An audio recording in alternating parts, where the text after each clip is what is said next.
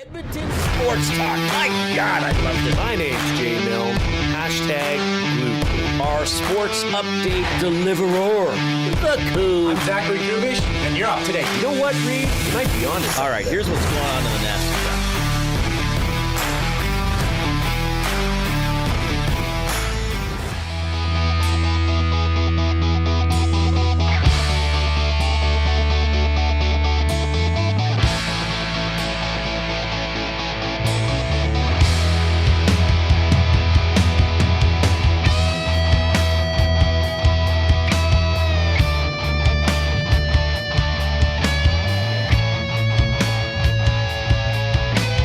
So sometimes, what do people call that? You're falling down a rabbit hole when you're online and you start looking at something and all of a sudden more time has passed than you thought had passed, or you spent more time on, killing some brain cells than you thought. So several months ago, maybe about a year ago now, I was in a YouTube rabbit hole, which is more of my rabbit hole than anything else when I'm at home. I mean, certainly I like Wikipedia or sports stats or stuff like that. But the rabbit hole I fell down was, and this is not the first time, I get watching, old music videos from when I was a kid or even university in the 90s, 80s, 90s music videos where you're like, oh yeah, what about that song? Oh yeah, that's the video for that one. But in the course of doing this, a concert got recommended to me. And this was a concert from the late 1980s. I think it was 87 or 88, so mid to late 1980s, of a band which at that time had one album out. And it was them performing at a music venue in New York City. Mm-hmm. And it was not a large music venue by the looks of the video. Like, it was a concert hall type place, I think. Nightclub-ish, but maybe a little bigger. And it was packed. And this song, this band basically performed every song off their one album. Not in order, but they performed every song off this one album. And it was quite entertaining to watch because, you saw them sort of as they were peaking and bursting onto the scene. And this is now a band that when it tours, it can fill football stadiums. Oh. And it's going to be at Commonwealth Stadium apparently next August. This was announced earlier today. This was Guns N' Roses. Wow. So I believe it's live at the Ritz. I don't want to look it up right now on YouTube because we got our own show on there. But I believe the concert was live at the Ritz. Well, you can check it if you want. But it's like... Yeah, 1988. 1988. And it's... I don't know if I watched it front to back. I might have started skipping around, right, or seeing what songs were coming up. But they're all very thin, as most of us were when we were in our early 20s. And, Slash is smoking while he's playing the guitar riffs on stage. And there were a couple points in the concert where audience members just thought it would be appropriate to come up on stage. And, they're tackled by bouncers and Axel's kind of laughing it off. Are you a big GNR guy? I'm not, actually. Me neither. Though I do think... and I liked them at the time, but I never bought any of their tapes, is what we bought in the late 80s, and then CDs. Here's my thing. I think, their hits are really good. Looking back, I would say Appetite for Destruction is for my personal preference, one of the top 3 rock albums of the 1980s. You probably know what one of the other ones would be. Def Leppard. Off my list, Hysteria, and then I'd have to put Back in Black by AC/DC up there. Oh, that's the best. Like if someone said to me, you can only listen to 3 albums from the 1980s, well, it would hurt. It would be hurtful to leave Pyromania off there. But I wasn't. I liked Guns N' Roses, and maybe part of the thing for me, Jay, and you know that I'm a little bit like this. The more other people tell me to like something, sometimes the more I push back against it. Sure. Or not push back, but I think, well, how great can it be? Because I had a bunch of friends who were like, Guns N' Roses. And I was kind of like, okay, there must be other things to talk about. They're not the only band ever to make music. And then part of the thing, too, with Guns N' Roses, now you probably remember this, because you would have been 10, 11, I think, when this was happening. I was going into university, or maybe already in first year of university, when they were putting out their next album, which turned out to be Next Albums, which was Use Your Illusion 1 and Use Your Illusion 2. Like, that was so overblown. It was so like, okay, like, oh, new music from Guns N' Roses. Oh, 2 albums. And I'm like, okay, like, again, are there other things? But they were big. They were really big. So they're coming to Commonwealth Stadium. Was this next August? August of 2026? That's in like 10 months. You could have a baby in that time. You could. Not you or me. You could do the whole thing. Would 1984 not be in one of the top albums of the 80s? Van Halen? Yes. It's got to be, right? But if I had to pick 3... You know that Ride the Lightning album came out in 84 as well. Oh, really? Yeah. That's not Metallica's first one, is it? No, that's their second album. Master of Puppets. Master of, yes. No, Master Kill 'Em of All, Puppets was 83. the third. Yeah. Kill 'Em All was 83. And then right. And Justice for All. right. Yeah, so I don't really know the Metallica catalog very well. So that'll be... Now, I saw Guns N' Roses when they were at Commonwealth. When was that, 17 or 18? I didn't see quite the whole show. I think my buddy might have won tickets or got tickets because I don't think I paid. Or maybe he just never told me that I owed him money. But I missed... they did something like 32 songs, including several covers. So I still hosted Inside Sports, and I got there, I think, like during the 8th song. And I will say this, I don't think I have ever seen, and look, I'm not a big concert goer. I mean, how many times have I seen Leopard now? 14? That's probably half the concerts I've been to in my life, right? But I don't know if I've ever seen an audience reaction to a song as I saw to Sweet Child of Mine at that, Sweet Child O' Mine. Yeah. I believe it's officially listed with O apostrophe in the title, isn't it? Oh, yeah. Yeah. I've never seen an audience reaction like that. And they didn't do it they did it probably 2/3 of the way through. But, it's such a distinctive guitar opening. Yeah.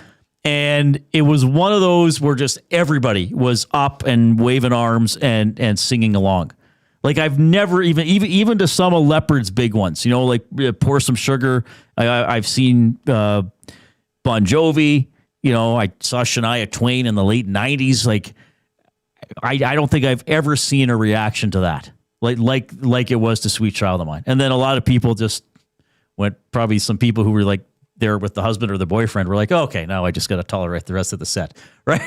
But that was quite a reaction. Anyway, a guy that used to work for us, he was a salesman for us. He had all of the Guns N' Roses band members tattooed on his back. Really? Yeah. I don't know if I could ever be that into a band. Hardcore. Yeah, I don't know if I could ever be that into a band. He also had Gene Simmons' face on his back. And when Gene Simmons was in town years ago promoting Rock Band, he had Gene Simmons sign his back. No way. And went right to the tattoo place and got it tattooed. Got it tattooed in. Do you know I can whistle the part from Patience right now? Well, only if you want. Well, if you're bringing it up, how would I? I mean, it's like, hey Jay, I've got. Well, can you? I've got Bob Gainey's autograph in my wallet. Oh, let's see it. Oh no, it's okay. No, I'm good. No, you got to do it. I just wanted to let you know I can. Well, you have to do it now. Maybe can I'll you please do it? Coming back from a break or something. That's an iconic sound for Guns N' Roses, right? But would you think? By the way, let's get the thumbs up. Tell you what, if we get to 100 thumbs in the first hour, then for sure Jay will whistle. I will whistle the iconic whistling tune from the Click, Guns click, N' Roses click. song. Must Patience. you click? Please, please. So this is click. if you're watching us Must on you YouTube, click? give us a You thumbs must- up. You can you post must- in the you nasty must chat there click. as well. Thumb, You can thumb. email Reid at edmontonsportstalk.com, Jay at edmontonsportstalk.com. And of course, you can text the afternoon inbox, 780-218-9999. That is presented by River Cree Resort and Casino, home of Tap 25 Restaurant, where the entire menu is 50% off 7 days a week from 2 to 5 p.m. So you can whistle.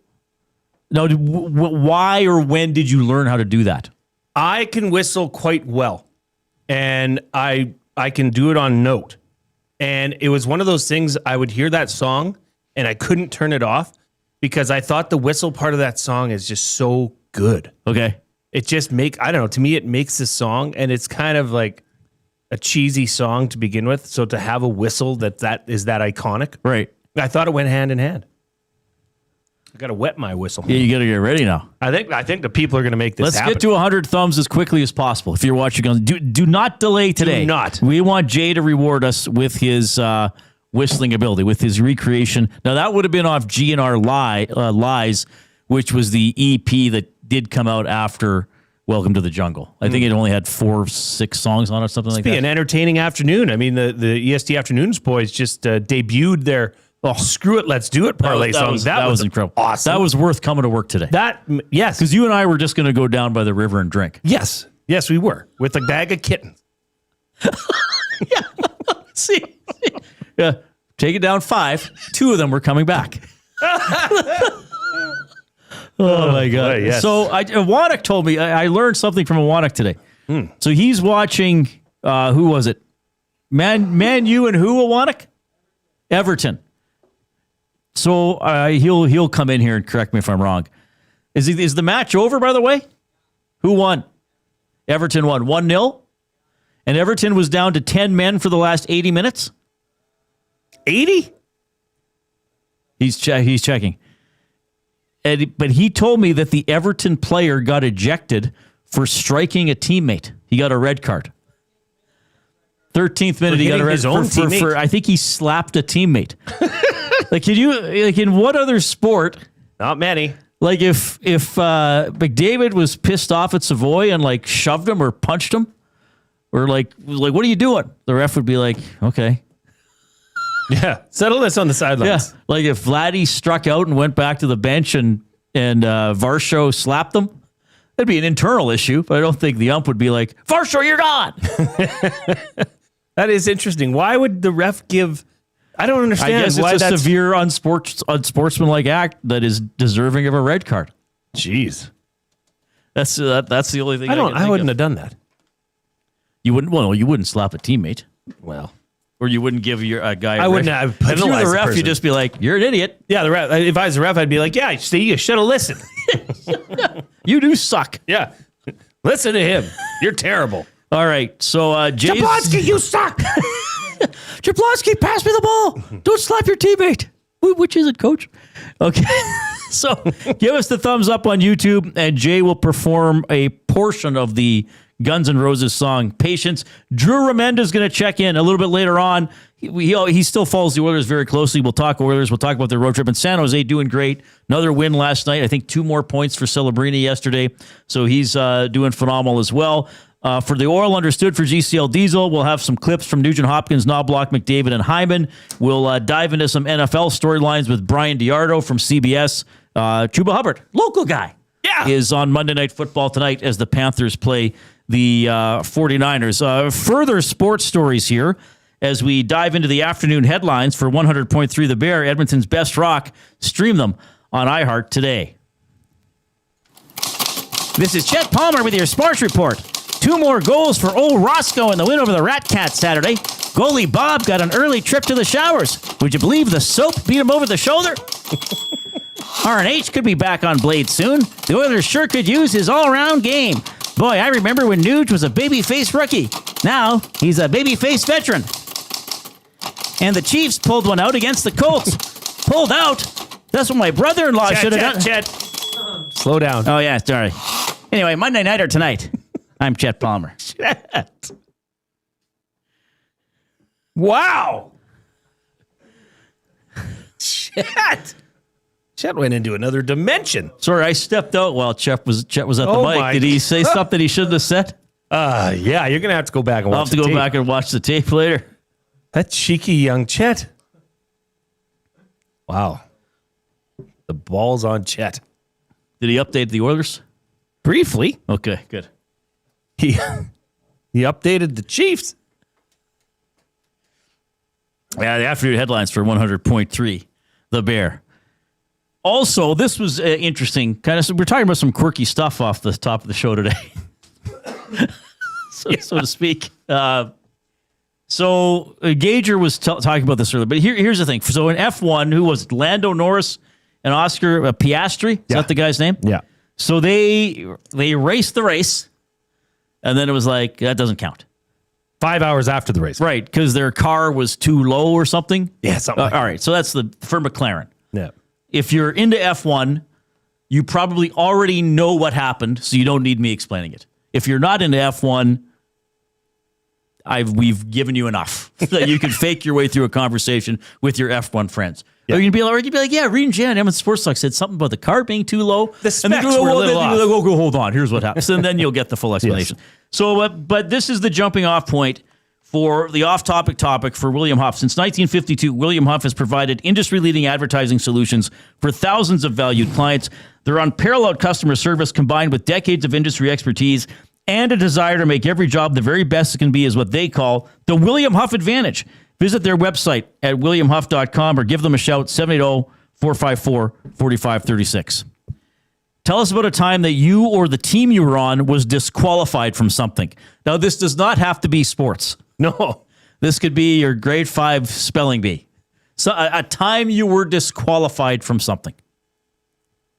Or a story you have about being close to it. Or maybe you disqualified somebody. Maybe you were the referee of the intramural match in grade 8 and you had to kick your buddy's team out. You had to kick somebody out. Yeah. Well, this one came to me not right off the bat. I had to go back into the vault of my brain to recall this.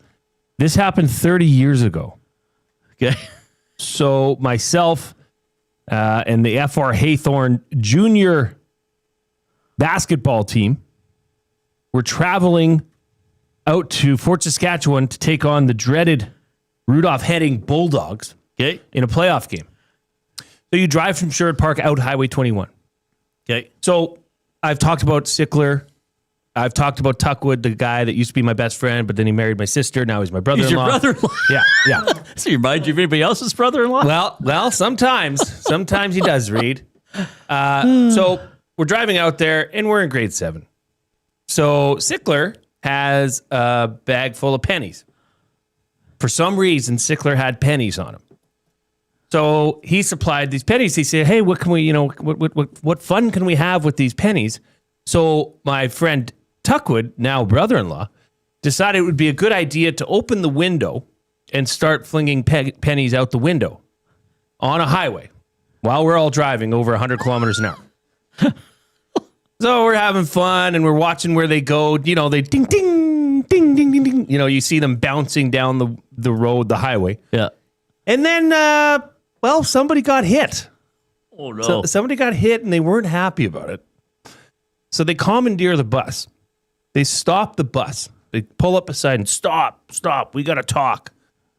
And came onto the bus and told our head coach, who, by the way, was also the principal at FR Haythorne, that some members of the bus were throwing pennies onto the roadway. So it came out, pretty fast and hard discipline. Those that were involved, Tuckwood, my brother-in-law, former best friend, now brother-in-law, he put his hand up and said, "Yes, I was one of them. There were others. This was a playoff game, and Tuckwood was like our star player." This is basketball, you said? Basketball. Okay. They all got kicked out of the game. You're not playing today's game. The coach / principal said, was like, "Hey, you're out. You're out. Have a nice bus trip." And so in Fort Saskatchewan in the early 90s or mid 90s, we don't have cell phones. Nobody can tell their parents, "Hey, something just happened." Right. So they all go. Tuckwood's dad, Jack, who came to every game. He was diligent at coming to every game.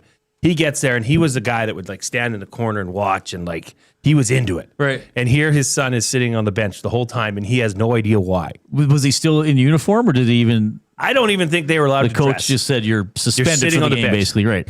Yeah. So needless to say, he was very, very upset, was Jack Tuckwood. And I believe Aaron paid the punishment at home that night. So he was disqualified from the game for throwing pennies out of a bus on Highway 21 heading from Sherwood Park to Fort Saskatchewan. Once the dad found out, he sided with the coach. I think they left. I think he's like, "We're out of here." Oh, he found out mid-game or something happened, but the detail, it's foggy. It's 30 years ago. Yeah, it is a while ago. But it was fun nonetheless. We still talk about it today. You could say the coach shared some of his 2 cents. That's a good point. Hang on. You have to say that again. You could say the head coach shared some of his 2 cents. Well done. No, so you did not throw or did he take the fall for everybody? I was not involved in that. Okay. How did you play? How did you play in the game? I probably sucked. I probably stunk. I was 5'4", $1.20 in grade 7. I was just a little guy. Yeah. I didn't grow till I was in my first year of university. That's a good point. Tango in the Nasty Chat says, I umped for 10 years, only threw out 3 people in my career, 2 coaches at the same time because they were going to fight during an 11, 12-year-old baseball game. Jasmine, she's on the Hangout sometimes, you know. She says, I'm listening to the show at Costco. It is an absolute zoo in here. The lineup to pay is all the way to the back of the store. Frou. That's Costco. What does that mean? Frou. For real? You know what you got to do, Jasmine? Go around, because everybody always lines up on the same side at Costco. It's by the grocery side, by the flowers. We don't know which one she's in. It doesn't matter. They're all the same. Are they that They're identical? very similar. Yes. I know they're identical. Go but to the even other the side. way you line up. Go to the other side by the jewelry and the TV and come in from that way. It's That's what I totally do. legal. Nobody does it. I will go across, because you usually come in and then go to the meats and then go by the dairy and the produce and then come down that way, and that's where you finish. It's okay to go around and go all the way back to where you first came in and sneak into that side And of the they'll line. usher you in, no problem. They'll gladly take you. You know what? I went to Costco yesterday, and I was in line with my full cart, and somebody came up and they scanned all my items and said, and now it's attached with my card. So all I did was show the lady at the counter my card. They didn't have to unload anything, nothing. Wonderful. It was a pre-checkout. I just paid and I was off. Boom. Oh, wow. Fantastic. Oh, congratulations. Way to go, Costco. X-Ray J in the Nasty Chat says, happy 420. Jay apparently in the central time zone. Or maybe he didn't move his clock back a couple weeks ago. Oh, boy. Maybe he is. He travels a lot for work. Yes. He's a pipeline. I think he's in a different time zone. I believe he's an X-ray technician. Hence the name X-Ray J. That's where it comes from. Hey, Reid? Oh, really? Yes. Oh, I didn't know that. I thought he was a skeleton. Jasmine's on the 91st Street, Costco. Terrible. That's a bad one. The busiest in Canada, isn't it? Or North America, maybe. Feels like it every time I go there. There's no parking spots. I'm on when I go to the Yellowhead one, and I don't go that often. That yellow-headed one is terrible. Terrible. Is there a non-terrible Costco? Sure, Park one's a breeze for me. Really? There- I Airport could go one's to okay. Costco twice a week, 3 times a week if I had to. And never be in line? No, I don't care. They have line's the moved fast. self-checkout, too, under like 20 items. Yeah. That one just breezes by. 780-218-9999 is the River Crew Resort Casino inbox. What are we doing? We're just going to roll with it, really. Jay's play of the day will feature a local athlete, which will be pretty cool. Drew Remenda's on the show. Tuckwood is adding in that he did play. He sat the first half. That's what it was. Oh, he was suspended for the first half. But I recall his dad. Tuckwood. Very. He's a bad boy. In a more bad dude. way than one, Yeah. I've heard. You want to talk more about it? Huh? Here comes the coop.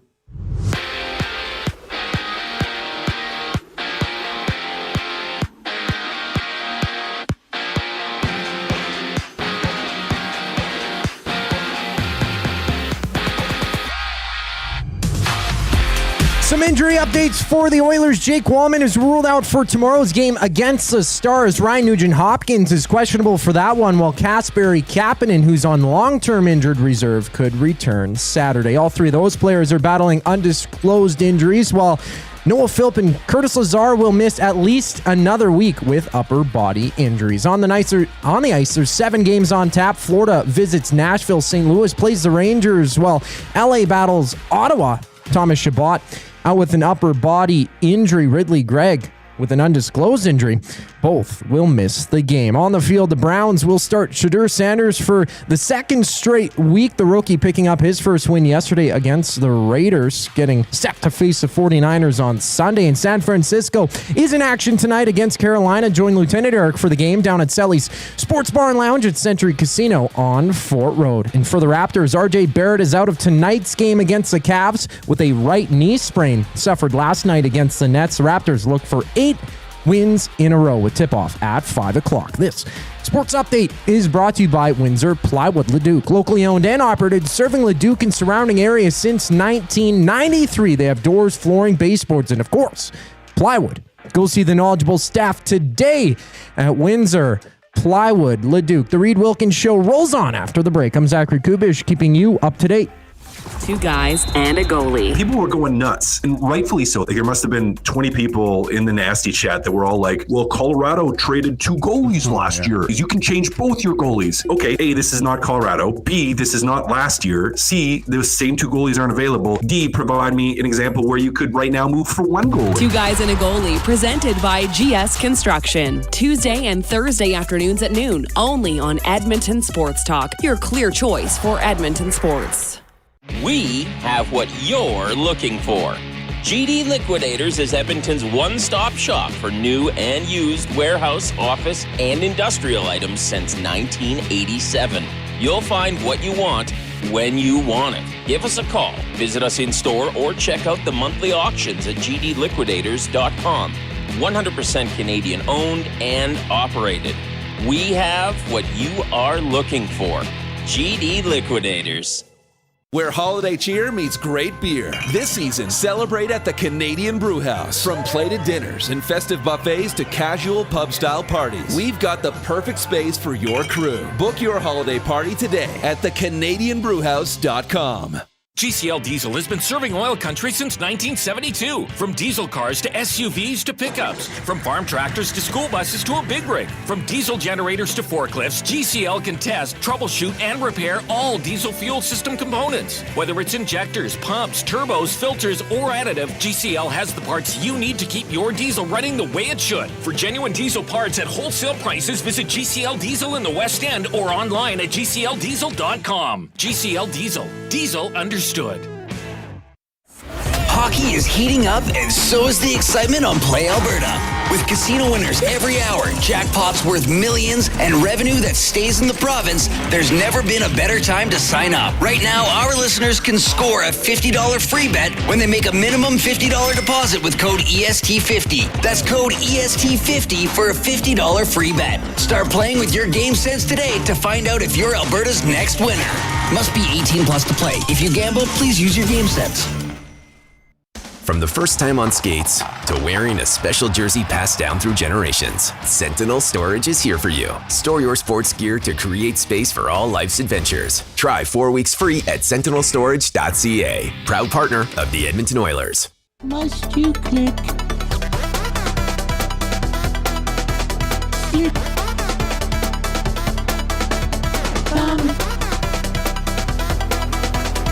Must you click?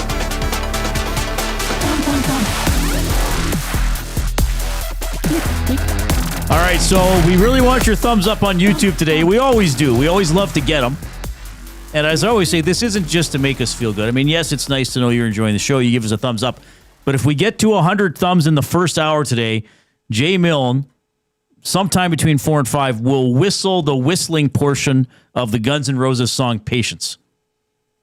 Oh, so this is really a day when you want to send the show link off to somebody else and say, we want to get this guy whistling. We know you can sing because you were the singer in a rock band, Roady/North Shore. Yes. But we want to hear you whistle. These pipes can whistle. Patience by Guns N' Roses. Whistling Dixie. But you brought it up, and then you seemed reluctant to do it.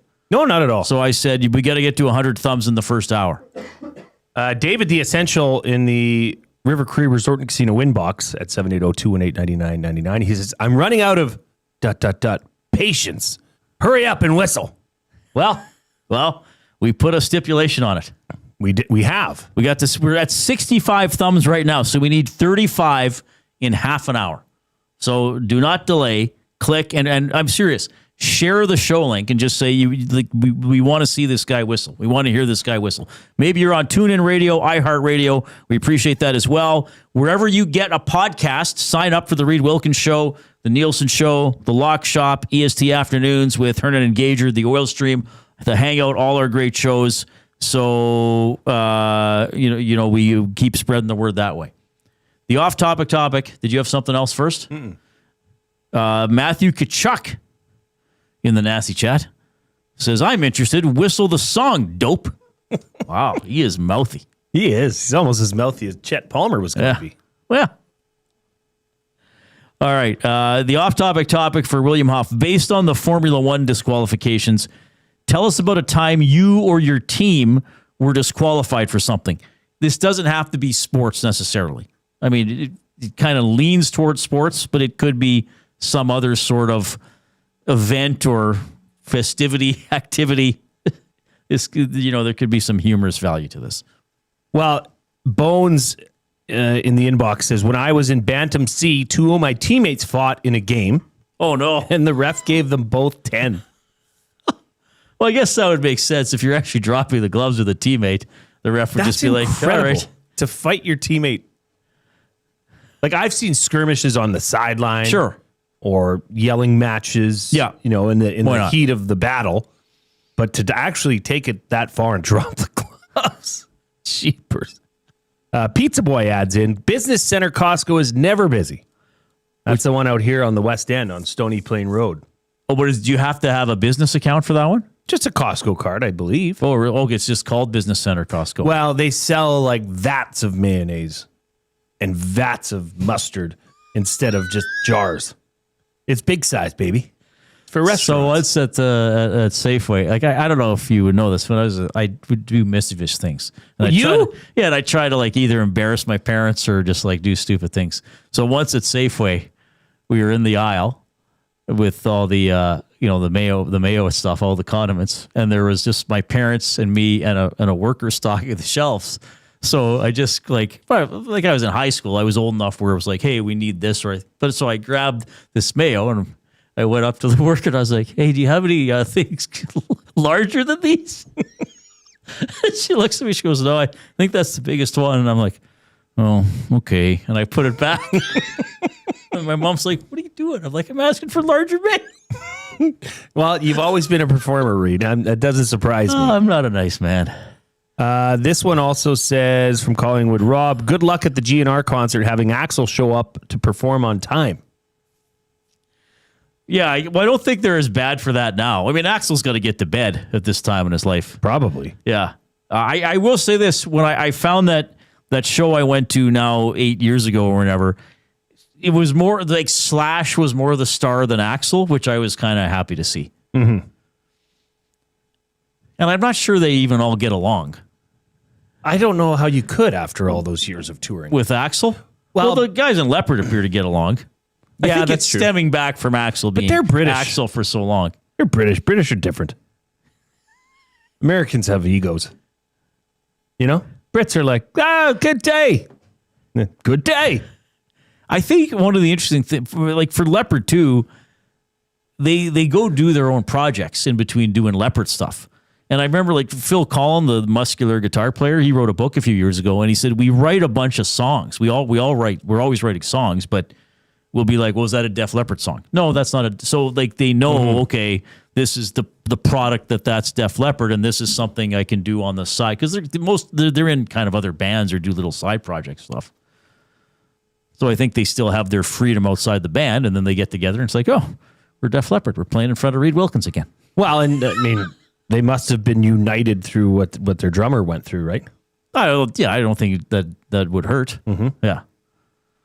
What were we talking about? Oh, good question. Les says, I found a place in line which sells 1-ton bags of cat food, outsizing Costco by far. Well, you know what Lester's reaction to that would be. Meow, meow, meow. Hey, Lester, meow. I got you a giant bag of cat food. What do you think of that? Meow, meow. Who would buy a You couldn't get a ton of cat food. How would you get that home? How is that delivered? I've never seen a cat with a cape.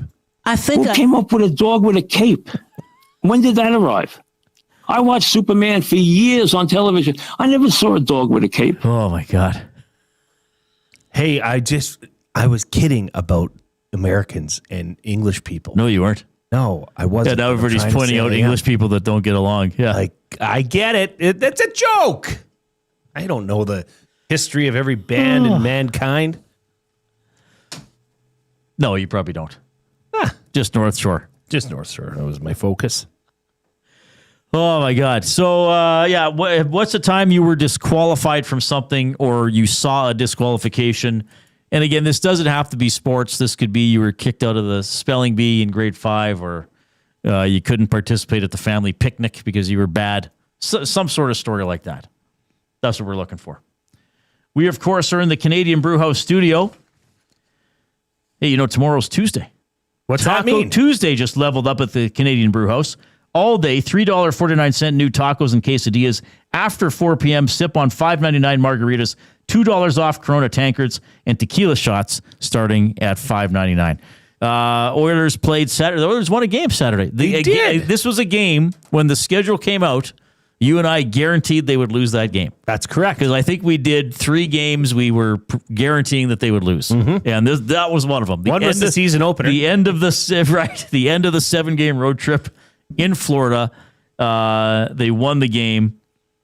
Up 4-1. Certainly, when Florida made it 4-3, I was like, here we go. Here we go. I think I texted you. Yeah. Somebody, it's going to be 5-4 Florida at the end of the period. They held steady. And then I thought a pretty solid third.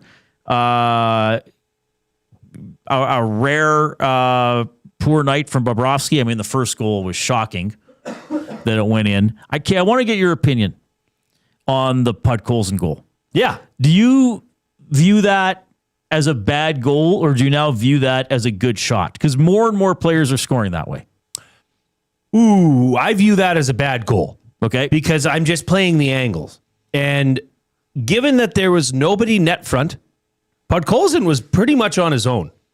And I think he was just throwing it on the net because there was nobody else there to support him. Like, not in the near vicinity. But it was a hell of a shot. But I don't know why goalies or how goalies get beat by that shot. Where, I can understand maybe if you're behind the net or from that, below the goal line angle where the goalie might have other things on his mind, net front presence, etc. But this one, I don't know why Bobrovsky doesn't just take up all the space on that post. Make it impossible to squeak one through. But you're seeing it, and it's a heck of a shot. But it would be, if Stu Skinner let that in, that would be, all hell would break loose. How is he not hugging the post? Yeah. And I don't understand. We talked to Gager about it, and it's a positional thing. Because who else? Who did you reference when we were talking? We had about Marty this? Baron on last year because Florida scored one like that against Skinner in the regular season last year. Right. I think it was either Reinhardt or Bennett, I think. And isn't it a byproduct of the style of goaltending? Yeah, this reverse VH, and they're taught to go down and be ready to push off and sort of give up that part of the net. But I remember Marty Baron said that the goalies are taught to play that way, but he also said you have to have save selection, right? Like it's in that, and I think he was saying when Skinner didn't need to defend that shot that way last year because there was no one in front of the net. So what they're saying is taking away as much of the front end as possible. If there's a pass, I push off quickly. Yeah. And I guess goalies and goalie coaches would say you're always going to give the shooter something, so you have to be ready to adapt or make him make a perfect shot. But this is not the first time. I mean, Leon has scored off a goalie's name bar. Connor has scored off a goal side of the goalie's head. It happens around the league. Was it you or Gager were saying there were 4 goals like that on the weekend? Something like that. I remember in the playoffs 2 years ago, Zadorov scored one like that against Skinner from a sharp angle down low. The Canucks also scored one against UC Saros like that in the first round. Now Bobrovsky's getting beat this way. So it does happen around the league. And I think this is a byproduct of how good shooters are. And they're saying, like, okay, the goalies are good. The goalies are big. We have to get better at shooting and hitting these little spots. Like, credit to, Nurse scored that way on Bobrovsky. And didn't Nurse score on Bobrovsky in game 4 in the final when they came back from 3-0 down? Didn't he put one over the shoulder like that? So it's a tactic that now shooters are using. It just seems like to me, and I don't watch every single minute of every game, obviously. It doesn't seem like goalies are adjusting, though. It's almost because just they're not. That's their style. I only gave him 2% of the net, and he hit it. Good for him. Right. Whereas I'm like a goalie, I'd be like, I want to take that away too. Yeah. Well, especially when there's no other existing threats in front of Bobrovsky on that Podkolzin goal. Right. There was nothing out there. Get over to the post. I mean, yes, I know I'm simplifying this. Sure. I couldn't make that save in 10 times out of 10. I would not make that save. But I'm just saying, as a professional NHL caliber goaltender, Bobrovsky he's not just an average goaltender. He's one of the greats. You'd think that they would cover that spot because it's happening, and you're seeing that more. And yeah, I think at the first read, you would say, oh, that's a goal scorer's goal. But now it's becoming, okay, if you're not going to get there, I'm going to float this one and hit you in the side of the head and probably, half 50-50 chance it goes in. Well, and look, Bud Colson is a solid player, but he's not a sniper. So if Podkolzin can score that way, is it not time for goalies to, like, if it was just, somebody said something about Zegras, if it was like just Zegras and McDavid and McKinnon, they were the only three guys in the league who could score that way, then goalies might be like, okay, I'll worry about it when I'm playing one of those teams. And you'd probably be right. But now if Nurse and Podkolzin are making that shot, or Zadorov a couple of years ago, do you not have to say, like, well, this is now a tactic used to score? And that was a good comment, I thought, from Baron about save selection. Like, it'd be like a golfer, you asking a golfer, it's like, well, why did you use your fairway swing out of the bunker? Mm-hmm. Well, that's how I swing. Right. Well, no, it's swing selection. You got to change. No, that's a great. So goalies are kind of like, well, that's how I play. So like, sorry, it was a different angle. Like, so I don't know. I it's an accurate shot, but they're going in enough. I wonder what goaltenders are going to do to try to take it away. Because Connor and Leon have tried that shot this year. They just haven't scored. Yep. And I mean, you want to talk about the goals they scored. Roslovic's first goal, I mean, that caught everyone by surprise, but that's simplifying your game. Pucks on net. Bodies in front of the net. Be fit, like, that is what the Oilers were lacking. And sure, would he want that one back? Of course. Yeah. But it sneaks through because it's a puck on net from an odd angle, but you're just getting it in the right area. Yeah. He could have had 3 in the first period. Old Roscoe. He could have. Right? Old Roscoe's doing well. He's exceeded the goal prediction I had for him. Already? Which is good. I think I said he'd get 8. Does he not have 9? Wow. Oh, good for him. 780-218-9999 is the River Crew Resort and Casino inbox. We need a dozen thumbs. We need a dozen thumbs in the next 17 minutes. And Jason Milne will whistle Patience by Guns N' Roses. Oh, he's just teasing us. He's just getting warmed up. He didn't realize the mic was still on. Oh, it's still hot. He thought he was, that was one of those. Was that Jay? I think I hear him coming now. I think Jay's coming to perform Patience. All right. The play of the day is going to be a fun one. It centers around an Edmonton area product playing in the National Football League. Many of you probably have already figured out who that is, but Jay will have the exact play when we get back. Drew Remenda at the top of the hour. Here comes the Coop.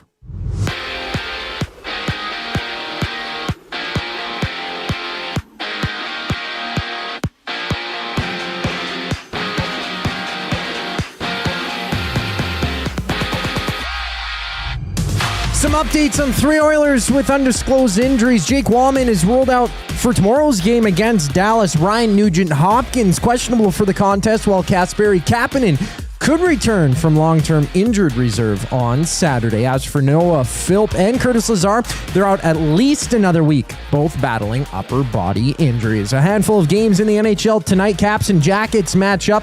The Knights and Mammoth play while LA takes on Ottawa. Thomas Chabot and Ridley Gregg out for the Senators. Chabot upper body, Gregg with an undisclosed injury. Football news: Shedeur Sanders will start again this week for Cleveland as the Browns play the Niners this Sunday. And for the Vikings, J.J. McCarthy has entered concussion protocol following Sunday's loss to the Packers.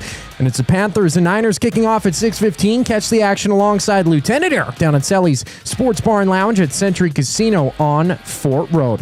Now to East, it's the Raptors on the verge of 8 straight wins, looking to do it without R.J. Barrett. He was out against the Cavs, exiting the game after spraining his right knee last night against the Nets. This sports update is brought to you by Advantage Sports Medicine. Connor McDavid's got a team of specialists, and you're stuck with a bag of frozen peas. Get the same locker room approach that's trusted by the best in the game. Call them at 780-460-9977 or visit their website at advantagesportmed.ca to book an appointment today. Jay's play of the day for Play Alberta up next. I'm Zachary Kubish, keeping you in the loop.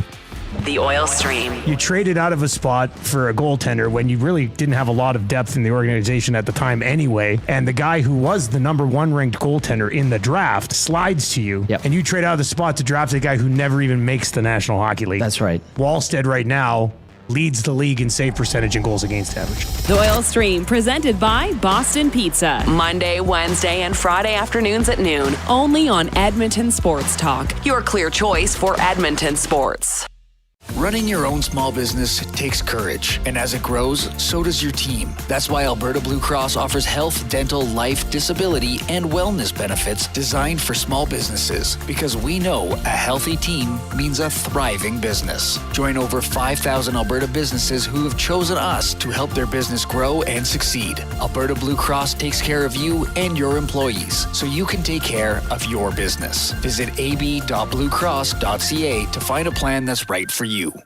At Firehouse Subs, our subs are freshly toasted, stacked high, and crafted to satisfy. Each sub is piled high with premium meats, melty cheese, and toasted to perfection. Firehouse Subs brings bold flavor to every bite, all served on a freshly toasted roll. But we're not just feeding Edmonton, we're fueling it. Dig into the brisket hat trick, piled with slow-smoked brisket and melty cheese. Or go to the Firehouse Subs fan favorite, the Hook and Ladder. Made to order with smoked turkey, honey ham, and Monterey Jack cheese on a perfectly toasted roll. With 15 Firehouse Sub locations across Edmonton and the greater area, it's easy to grab a hot and hearty sub close to home. Firehouse Subs. Hot, hearty, made to satisfy. Looking for quality building materials and friendly advice? Visit us at Windsor Plywood Leduc, family owned and locally run since 1993. From interior materials for doors, flooring, baseboards, and all the finishing touches to all you need for your outdoor projects like cedar lumber for decks and fences, plus all the plywood you'd need. Our full-time on-staff carpenter can help with anything odd-sized or custom, and from domestic hardwoods to exotic selections, we've got you covered. And if we don't have it, we'll track it down for you. Windsor Plywood Leduc. We're the experts you need to know. Your home for live music and great performances is the River Cree Resort and Casino. Celebrate the holiday season with the Tenors. Joy to the World Tour at River Cree, December 19th. From timeless classics to fresh renditions of favorites, the Tenors arrive just in time for Christmas. Tickets at rivercreeresort.com. River Cree Resort and Casino. Excitement. Bet on it.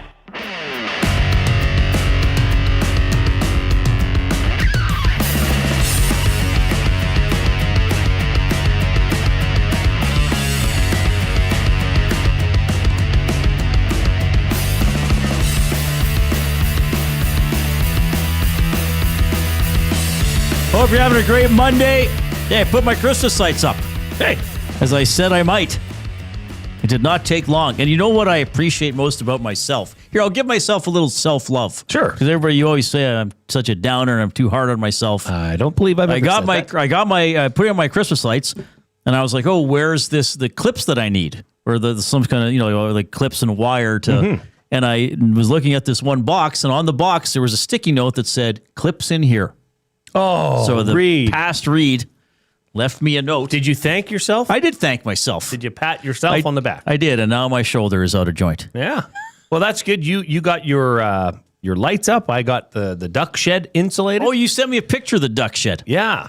Looking good. Duck shed, to be clear. Duck shed. SHED. You got a picture of the duck shed. What? what was that? Why would you send you a picture of that? Duck shed.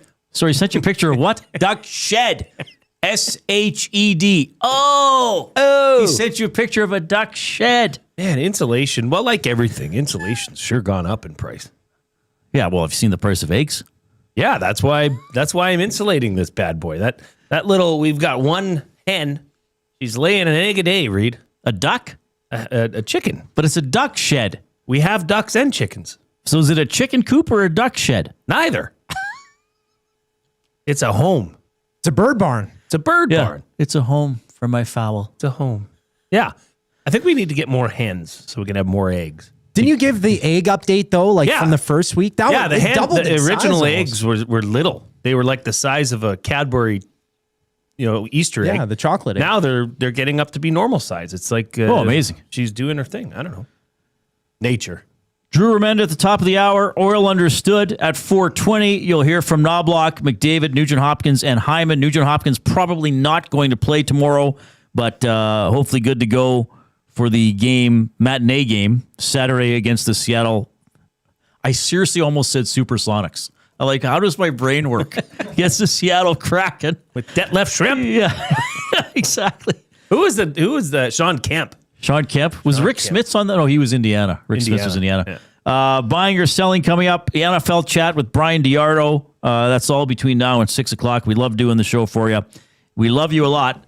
I didn't even give our own show a thumbs up, and we're over 100. So you'll whistle at 4 o'clock. You'll do patience. Yeah, I'll whistle for Drew Remenda. I want to perform for Drew. We're gonna perform for Drew. Yeah. So that'll be fun for. I want Drew his Remenda review as well. He's probably a big Guns N' Roses fan. Probably. So Guns N' Roses coming to Commonwealth Stadium next August. I don't have the exact date because I'm not that interested. But but we were talking about Guns N' Roses, and Jay said that he can whistle. Yes. The whistling part of Patience. Yes. I don't know if I'll do it all. Because a little bit's fine. If you want, I can do like halfway in between the shortcut and the extended cut. Sure. So that'll be in about 10 minutes. Right now. It's Jay.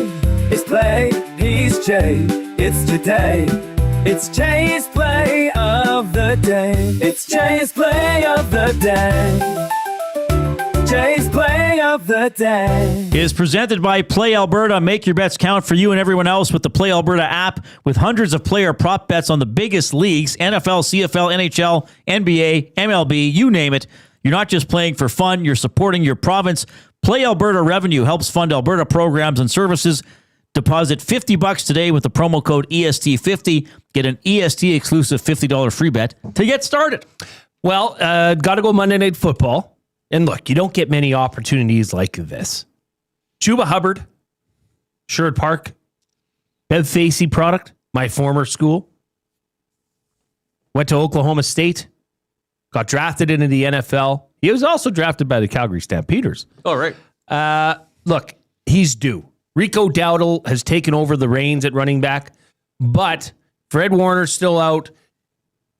That is a major part of this San Francisco defense. I think if Carolina wants to keep it close or stay in the game, right now they're 7-point dogs. They're going to have to run the ball well.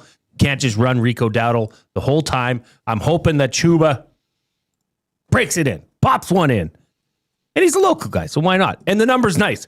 So that's Jay's play of the day. Chuba Hubbard, anytime touchdown tonight, has been boosted to plus 425. Ooh, that's a beauty. Yes. So heading over to playalberta.ca, click on sports, click on EST specials. You'll see plenty of specials there. Dusty and Huss cooked up quite a special. This is the Lock Shop Partner Parlay. Bryce Young, 7 or more rushing yards. George Kittle, touchdown. And Christian McCaffrey, 45-plus receiving yards. That's boosted to plus 780. Oh, wow. That's a good number. That's there amazing. are some good numbers on the board. Of course, the EST Afternoons Let's Do It Parlay. Marner, Genther, and Zegras, all with 1 or more points. I am going to sprinkle dinkle on that right now. Once again, Jay's play of the day at playalberta.ca. Click on sports, EST specials.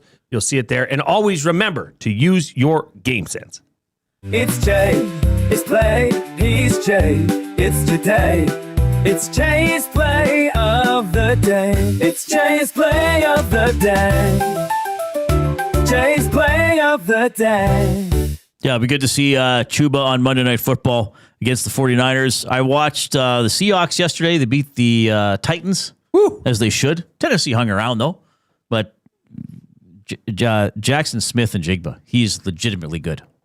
Yeah. I mean, not that that's news, but... Like good, like single-season receiving record for the Seattle Seahawks? Yeah. You ever heard of Steve Largent? Yeah. Yeah, better than him. Went into politics. You ever heard of DK Metcalf? Yes, plays for Steelers. Yeah. Yeah. You ever heard of Tyler Lockett? Yes, I believe out of the game. The pocket Lockett? Cut by the Titans, I believe. Yeah. He broke the single-season receiving yards record for the Seattle Seahawks. He beat DK Metcalf. He beat Steve Largent. He beat Corrin Robinson. And he's done this through 11 games. Right. He's got 6 left. He has 1,313 yards through 11 games. That won't be one of those, well, yeah, but he played 17 games. The other guys played 16. So, this is no discussion. Yeah. He could, he's on pace. If he continues this, which is crazy, he could go over 2,000 yards, which I'm pretty sure no NFL receiver has ever done. Yeah, I don't think there's been like 7 or 8 2,000-yard rushing seasons. Mm-hmm. So he could make a lot of history here. Yeah, he's good. So good for you and your Seahawks. They got a good team. They do. When they're on, they're on. And it, like, I don't know. Like, why does Jackson Smith and Jigba keep getting behind defensive backs? Why? But the thing I like about him is, though, he's not just a deep threat. You can throw him an underneath pass, and he can beat guys with speed, with moves, and with power, quite frankly. Like, he can shove guys off. He's a very good player. I'd say he's an excellent player. Yes. Chiefs Colts. I saw the end of the game in the overtime, so I didn't see the full Chiefs comeback, but I saw a little bit of it. I watched some of Arizona and Jacksonville just because it went to overtime, so I saw that. Then the Sunday nighter, I didn't wind up watching a lot of it because I think when I turned it on, it was already 14-0, and then I checked again and it was 31-7 or something like that. So I did other stuff. Yeah, it was a stinker. That Cowboys Eagles game was something else. I mean, it seemed like nobody wanted to win that game. Fumbles, turnovers, penalties. I mean, that was a gross game. Philly was up 21-0.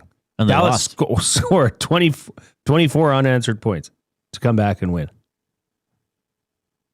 Crazy. Yeah. God bless the NFL. It's a great league. Yeah, it's a great. They got league. a good thing going. Triple header on Thursday. Thanksgiving. What are we going to do for that? We're going to watch. Sounded like a turkey. Well, you're very. What are we going to do for that? Well, you know what we'll probably do. We'll come up with something. I think we should have a turkey or something. A turducken? We should do something. And then there's a game Friday afternoon too. Black Bears Friday. Eagles. They're both 8-3. Yeah. Who would have thought the Bears would be 8-3 going into that game? Well, it's a good thing we have CBS sports writer Bryan DeArdo coming up, because I'm going to ask him if he thinks the Chicago Bears are for real. If you look at their schedule, it's going to be tough coming down the stretch. Yeah, fair enough. Yeah, I mean, even like from the Seahawks, they still have to play the Rams and the Niners, 2 of their 3 losses against those teams. I think they're going to be in the playoffs, though. Yeah, that NFC is... I mean, it's incredible what's going on in the NFL. I'll say that. I mean, New England. I mean, they were supposed to be in the dumps for a few years. I know. Now they're 10-2, Reid. That's incredible. Incredible. And I was saying earlier, I don't even know a lot of guys on the team. Drake May, the star. All right, Drew Remenda's coming up, and Jay will whistle a portion of Patience by Guns N' Roses because we got over 100 thumbs on YouTube in the first hour. Now, if you haven't clicked, though, still give us the thumbs up or send the show link off to somebody else. Click. We're not going to stop asking for thumbs just because we got to 100 in the first hour. We want to keep going. Yes. So Drew Remenda, Patience by Guns N' Roses, as performed by Jay Milne, and some comments from after the Oilers practice today, all ahead. The Lock Shop. Last draft, you weren't in it. It went fine. The draft, you couldn't speak. It went fine. The Halloween draft, when you weren't there, it went fine. What's the common denominator between all of these? Jay and Dusty can't go together and push each other. I don't think that's the case. I think this is outrageous. This is unbelievable. This claim you're not even in the draft anymore. I am and you're still creating drama. The Lock Shop, weekday mornings at 11, only on Edmonton Sports Talk, your clear choice for Edmonton sports. Looking for flooring? Paramount Flooring has it all. Sales, service, and expert installation. With options for every style and budget, open 7 days a week. We've got you covered. Quick delivery and in-stock deals. Plus, EST listeners get 10% off. Visit ParamountFlooring.ca today.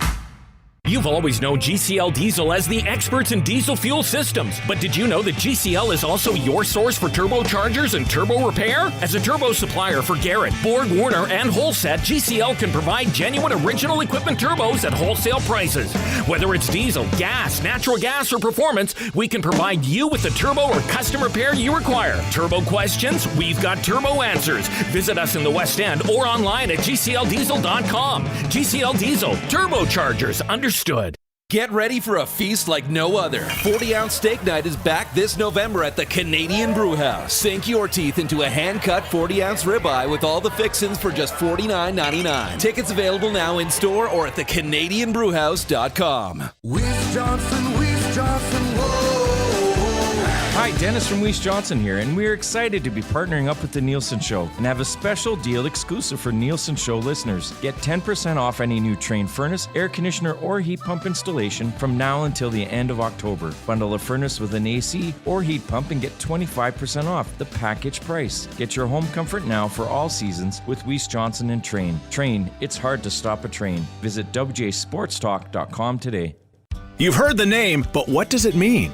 For over 66 years, William Huff Advertising has supplied signage from screen printing to digital to LED with design, production, and install in-house. It's a one-stop shop for all your signage needs. Edmonton owned and operated, William Huff has been trusted by the biggest companies and teams in the City of Champions and many others across the country to do the job. If you're looking for a way to get the word out about your company or event, they are the answer. Go to www.williamhuff.com. Their results speak for themselves.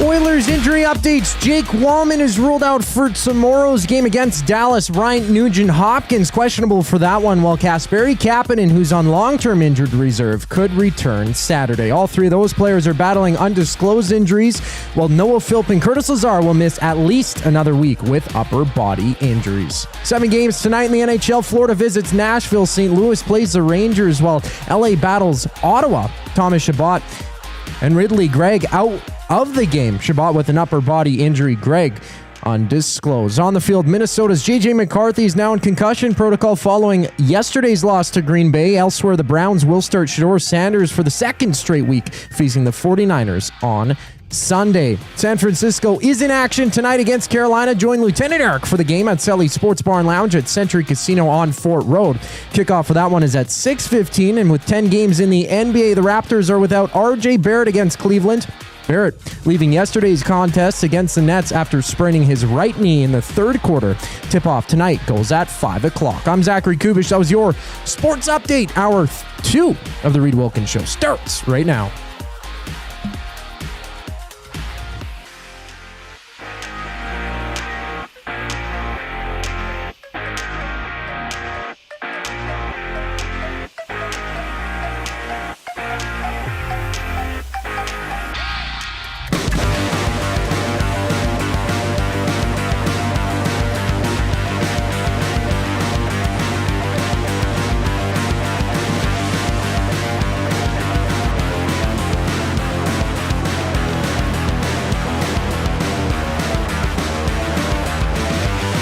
All right, thanks for tuning in this afternoon. Hope you had a great weekend. Just past 4 o'clock here on Edmonton Sports Talk, presented by Play Alberta, the Reid Wilkins Show with Jason Milne. Tomorrow, the Oilers are finally back home.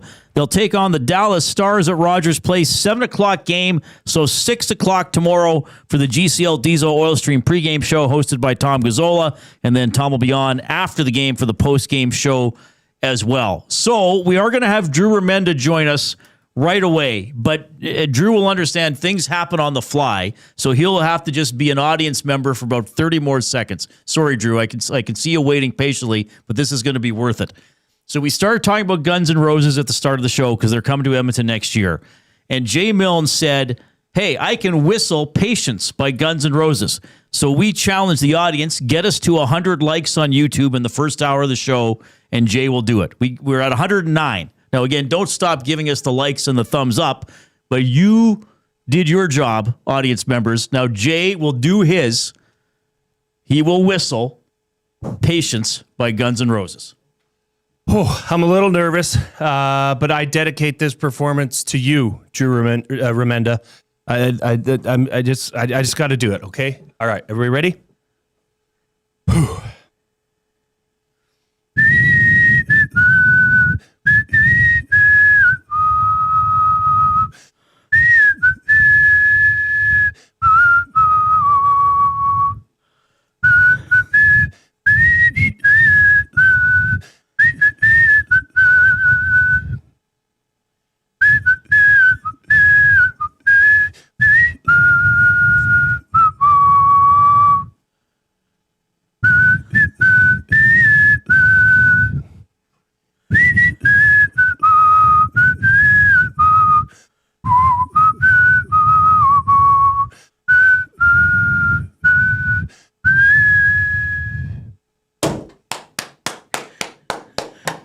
That was awesome.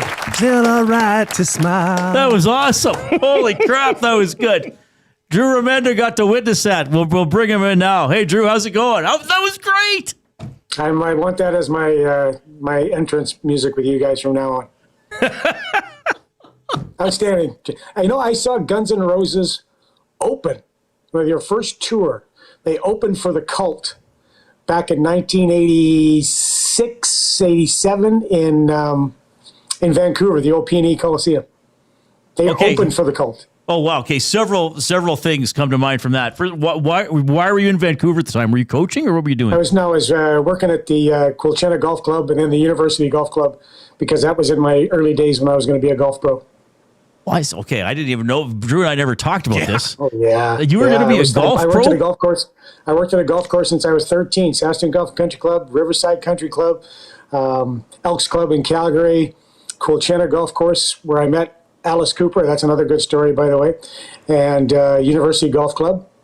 And then when I went to Calgary and worked for my good friend Tim Tate, he, in the winter, nothing to do. Dave King was a man that I had known my whole life.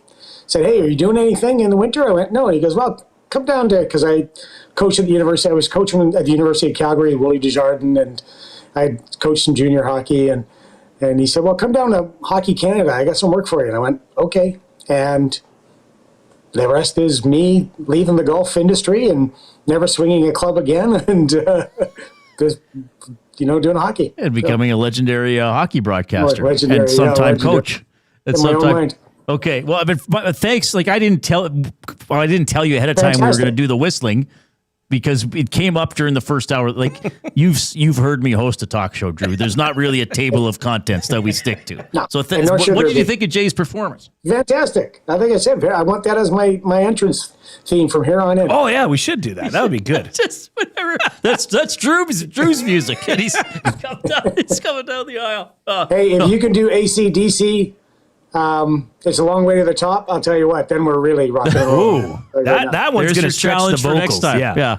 Well, I could probably do any whistling song from any band. So maybe that should be a challenge. Hey Jay, can you whistle this? Dope? Like every few weeks we do a whistle challenge or something like that. Whistling requests. We're inspired on this show today. Drew Remenda, of course, joining us in the Oil Country Towing video hotline. Oil Country Towing, Edmonton's most trusted 24/7 roadside rescue team, fast, safe, and reliable for over 15 years. Whether it's game day or a snowstorm, we work as hard as your favorite team to get you going. Drew, in recent weeks, I've often been saying harder than your favorite team, though that might be changing lately. Call 780-986-6088 for all your towing needs. We do want to talk Sharks with you because they're a great story, and they got a young guy who's a great story. From an Oilers perspective, though, I want to ask you this. Okay. And when the schedule came out in the summer, both Jason Milne and we're looking at our desk, we printed it up, and Jay goes, oh, there's a loss. And I'm like, end of the road trip against Florida? He's like, yep. Now, they actually won that game. But you've been on coaching staffs. You've been around a lot of coaches. And they are usually reluctant to say it publicly. But are there times of the year where a coach might say, off to the side, Drew, come on. Like, of course we were horrible tonight. Look at this. Look at the schedule. Like, is that more of a factor than maybe we talk about sometimes? Yeah, always after, never before. Right. You go in and you're preparing for every game that you're thinking you got a chance to win. Well, except those first couple of years with the Sharks, we knew our situation. But after what was it? The Oilers were 6-9. We've got a 5-10 coming up to Dallas and Carolina and a few other places that you don't want to go when you're on the road. It's just because they're so good, those teams, that it's going to be tough. It's going to be hard. But you don't ever. One thing that I learned early, thanks to George Kingston, was don't look at the entirety of the schedule. Don't look at it and think, how the hell are we going to do this? Because when you do it, you guys look at the entirety of the schedule, you look at it and go, well, how the hell are we going to do that? Why are they putting in 6 games in 9? And look who we're playing, and look at the travel, and back-to-backs, and on and on and on it goes. You can complain yourself right out of a job if you're a coach doing that. You just tackle each thing, each time that you're playing. That's why coaches will break things up in 5-game segments. Well, yeah, that's a good point, right? Try to win 3. I mean, Derek Laxdal used to say that with the Wilkins when they were really good. He said, let's win 5 of every 8. And he goes, going 5-3 sounds mediocre, but if you're in the NHL, there's your 100-point season right there. So it's been interesting, though, with this Oilers team. Good signs at times on the road trip. Certainly the last 2 games, I thought they played a little more committed. I mean, the question we get all the time, and we discuss all the time, it's like, well, why not just play that way every night? Just block a shot. Just complete we know it's not the playoffs, but why can't you just find that minimum level of passion required to win a regular season game? That's been a big discussion point around here. Well, the big thing that the rest of the league is talking about is the fact that there's 2 things, as a matter of fact. When you talk to everybody about the Oilers, and people always seem to want to ask me about the Oilers all the time. I haven't been there for 6 years now, but when you look at the team itself, you get distracted by the greatness of Connor McDavid and Leon Draisaitl. You do. You get absolutely distracted, and you actually look at the Oilers and think they're much better than they are because of those 2 guys. But could you guys really look at the roster this year and compare it to 2 years ago where they were that close to winning a Stanley Cup, and then last year where they were a little bit farther apart but still at Game 6 of the finals? Did you really think, looking at this year, that roster, this roster was better than those last 2 teams that the Oilers had? I didn't, but I was surprised, though, at the lack of engagement, though. And maybe that consistent engagement is part of making you a good player. But it's kind of like, okay, for Trent Frederic, you're not supposed to tell the media you're going to fight and then go fight. You're supposed to just go out there and be physical, as he finally fought 2 or 3 weeks ago against Columbus. But also, I'm not making an excuse for the Oilers, because there's a lot of criticisms that should be there. But also, they played a hell of a lot of hockey in the last 2 years. And that does, Barry Trotz once said, when I was talking to Barry about when he was coaching in Washington, one of the hardest things to do with really good teams, and I was with San Jose as well when we were a really good team, is that it's hard to keep them interested in the regular season, especially when you've gone to the finals and now you're going to try to ramp that energy up again. The intensity is something that's hard to fake, but it's also hard when you're mentally and physically not engaged in the game. And the other thing that I look at when I watch this, and I said this the other day on the Green Zone in Saskatchewan when we weren't talking about the Riders, is the simple fact of they don't look like they're enjoying themselves right now, you guys. They mope. Even when they score goals and they go for the high five on the bench, there's no smiles, there's no joy, there's no nothing. And I know that's what you're saying. It was like, well, wait a minute, they're losing. Of course they're not. But Igor Larionov, when I was coaching in 93, 94, Igor Larionov, I was sent into the room by Kevin Constantine he would send us in every once in a while just to talk to the guys because he worried that they got tired of his voice. So we were beating Winnipeg 2-0 in the first period, and he sends me in and says, go talk to them about work ethic, about working. I went, okay. And I was 31, I think, at the time. And I was 3 years in the league at that time. So I go in and I start talking to them about work, and I'm trying to get them going. We got to work in the corners, guys. We got to work for loose pucks. We got to work away from the puck, and on and on and on. And Igor Larionov, the greatest thing anybody's ever said to me about coaching, about hockey. Igor goes, Drew. I'm like, yeah, hey. And he goes, you don't work hockey, you play hockey. And I start laughing. The guys start laughing. I went, thanks, Igor, appreciate that. And I walked out of the room. Well, you can't say anything after that, right? But he's right. The guys have to enjoy coming to the rink. You have to enjoy being around each other. You have to love the guys you play with. If you don't have that culture, then you're not having fun. You're not enjoying yourself. And for me, when I watch the Oilers, I think to myself, are you guys enjoying what you're doing right now? Because it doesn't look like it. Even the coach behind the bench. Like, when's the last time you saw Chris Knobloch smile? Yeah, he doesn't really, though you could probably say that about a lot of coaches. Yeah, listen, I love the guy who's stoic, and I love the guy who doesn't lose his emotions. I don't like coaches who are emotional behind the bench, because there's a difference between emotional and having emotion. But you can still smile and enjoy yourself. You can still get the guys up. You can still, if you're a player and you're not playing that well, you want to be quiet because you think, what the hell am I talking about? Because, I'm not playing very well. And you have that reclusiveness to you. But you can still pump the guy up beside you. You can still have a smile on your face. Is that just it, though, Drew? Is this team simply bored? I think they're waiting. Yeah. I think they're waiting I think they're thinking, relax, everybody. I think they're doing the Aaron Rodgers. RELAX, relax. We're going to be fine. We're going to be okay. And when you've got Connor McDavid and Leon Draisaitl on your team, you're going to be okay. They need to play better. I know everybody wants to blame the goaltender, but the defense has not played very well. Well, and defense isn't just the core, but the core hasn't played great, and you're allowing too many goals.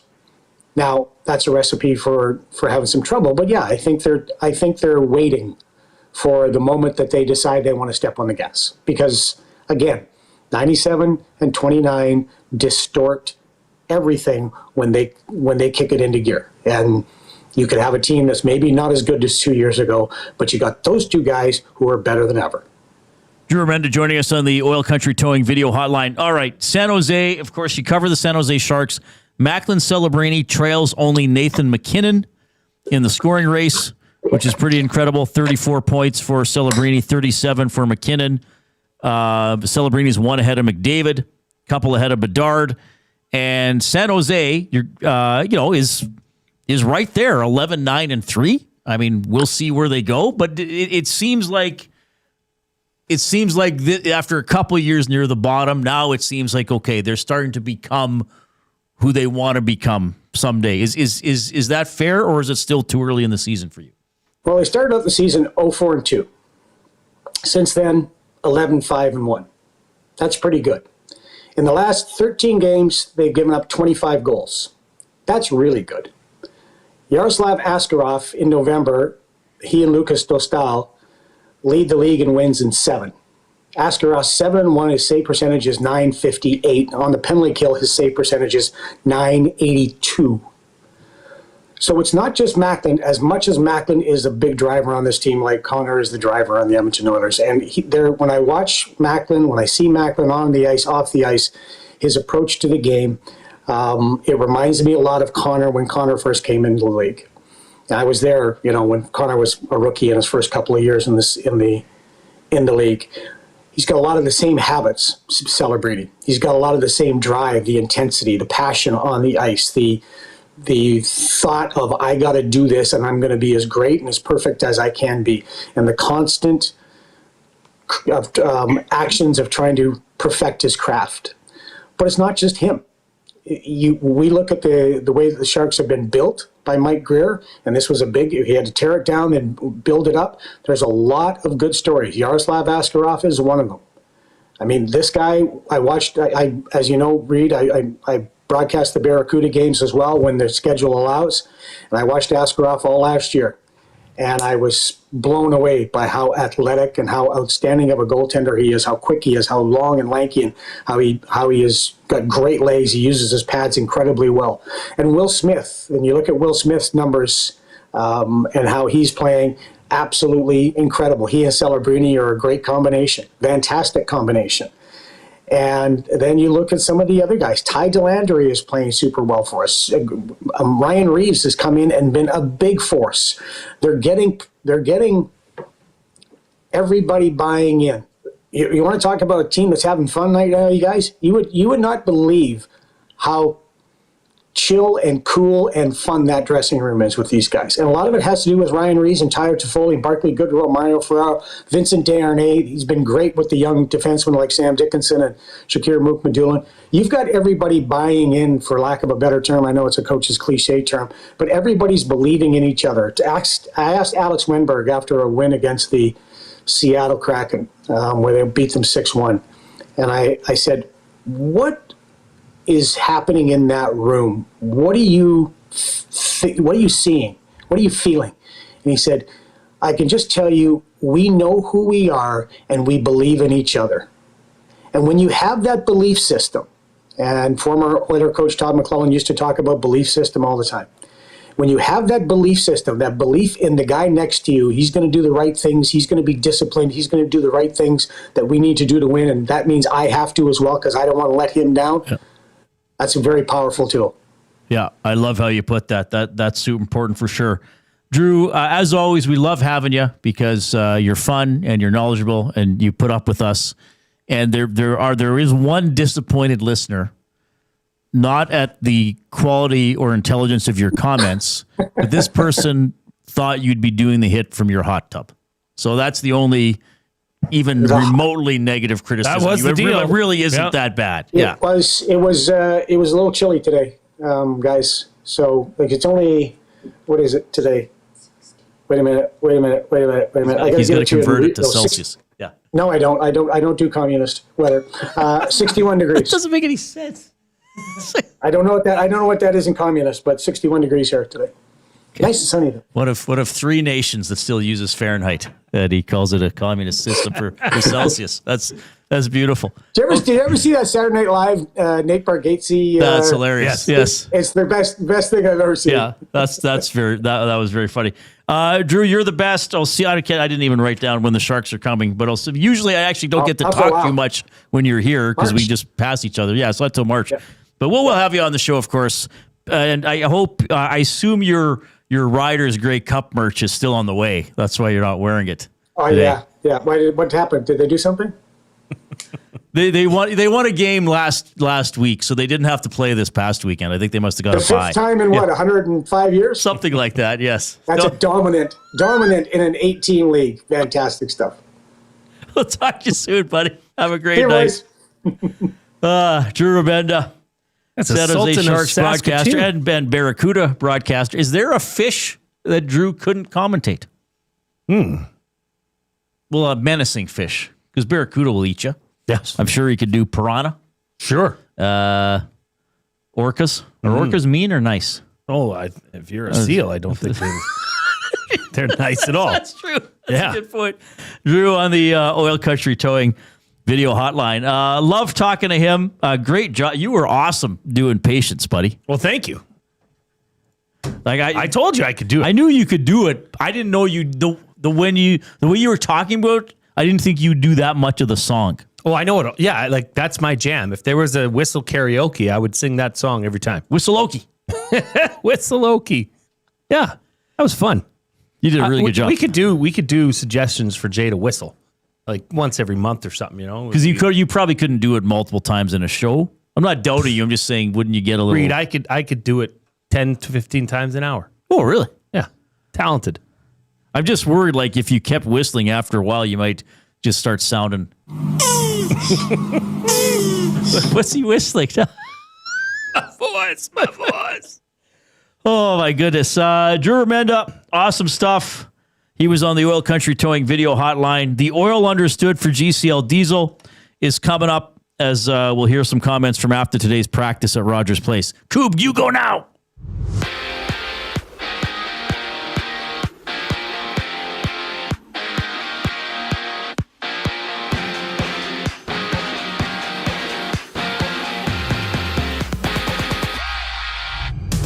Oilers injury updates. Jake Walman is ruled out for tomorrow's game against the Stars. Ryan Nugent-Hopkins questionable for the contest, while Kasperi Kapanen, who's on long-term injured reserve, could return Saturday. All three of those players are battling undisclosed injuries, while Noah Philp and Curtis Lazar will miss at least another week with upper body injuries. Tonight there's 7 games on the docket. Florida visits Nashville. St. Louis visits New York to play the Rangers, while LA battles Ottawa. It's Captain Thomas Chabot out of the game with an upper body injury. Ridley Gregg not dressing as well with an undisclosed ailment. On the field, Minnesota's J.J. McCarthy is now in concussion protocol following yesterday's loss to Green Bay. Elsewhere, the Browns will start Shedeur Sanders for the second week in a row, facing the 49ers this Sunday at San Francisco. In action tonight against Carolina, join Lieutenant Eric for the game at Sally's Sports Bar and Lounge at Century Casino on Fort Road. And with 10 games in the NBA, the Raptors play without R.J. Barrett against Cleveland. Barrett leaving yesterday's game against the Nets after spraining his right knee in the third quarter. Tip-off for that one is at 5 o'clock. This Sports Update is brought to you by Paramount Flooring. Get your home holiday ready with Paramount Flooring's family-owned business for over 33 years. They've built a reputation for earning trust, fair pricing, dependable service, and quality workmanship. Call 780-483-1991 and mention EST for a 10% discount. Paramount Flooring, flooring for the life you live. The Reid Wilkins Show rolls on after the break. I'm Zachary Kubish, keeping you up to date. The Nielsen Show with Lieutenant Eric. Darren Dreger joins us. The problem is, especially in goaltending for, say, the offseason, where's that upgrade coming from? Are you looking at a non-NHL goaltender, a team that has depth in that position, that has a pretty good goalie in the American Hockey League? Well, are you sure that guy is going to be better than what you've already got in Pickard and in Stu Skinner? And the answer to that is no. The Nielsen Show with Lieutenant Eric. Weekday mornings 6 to 9. Only on Edmonton Sports Talk. Your clear choice for Edmonton sports. When you cater with Royal Pizza, you're getting the same great pizzas, pastas, and salads you love, just bigger and built for a crowd. Perfect for teams, offices, or parties, Royal Pizza's catering brings real value around $10 per person. Delicious, high quality, and easy. If you like their pastas, you'll love their catering pastas even more. Visit royalpizza.ca or contact your local store for exact pricing and details. So come on home, Royal Pizza, still making it great. At Firehouse Subs, our subs are freshly toasted, stacked high, and crafted to satisfy. Each sub is piled high with premium meats, melty cheese, and toasted to perfection. Firehouse Subs brings bold flavor to every bite, all served on a freshly toasted roll. But we're not just feeding Edmonton, we're fueling it. Dig into the brisket hat trick, piled with slow-smoked brisket and melty cheese. Or go to the Firehouse Subs fan favorite, the Hook and Ladder. Made to order with smoked turkey, honey ham, and Monterey Jack cheese on a perfectly toasted roll. With 15 Firehouse Sub locations across Edmonton and the greater area, it's easy to grab a hot and hearty sub close to home. Firehouse Subs. Hot, hearty, made to satisfy. When gambling, set a budget before you play. Stay informed and visit GameSenseAB.ca to learn how. Remember, if you gamble, use your game sense. Your home for live music and great performances is the River Cree Resort and Casino. Celebrate the holiday season with the Tenors. Joy to the World Tour at River Cree, December 19th. From timeless classics to fresh renditions of favorites, the Tenors arrive just in time for Christmas. Tickets at rivercreeresort.com. River Cree Resort and Casino. Excitement. Bet on it.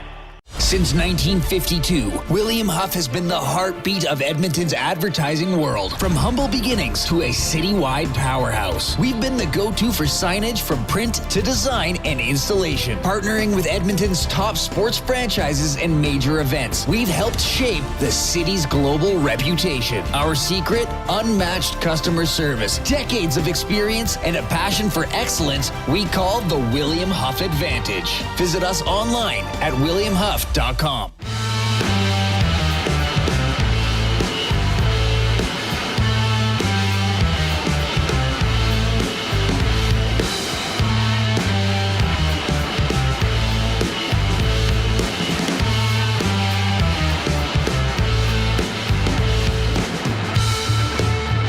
right, thanks a lot for joining us this afternoon.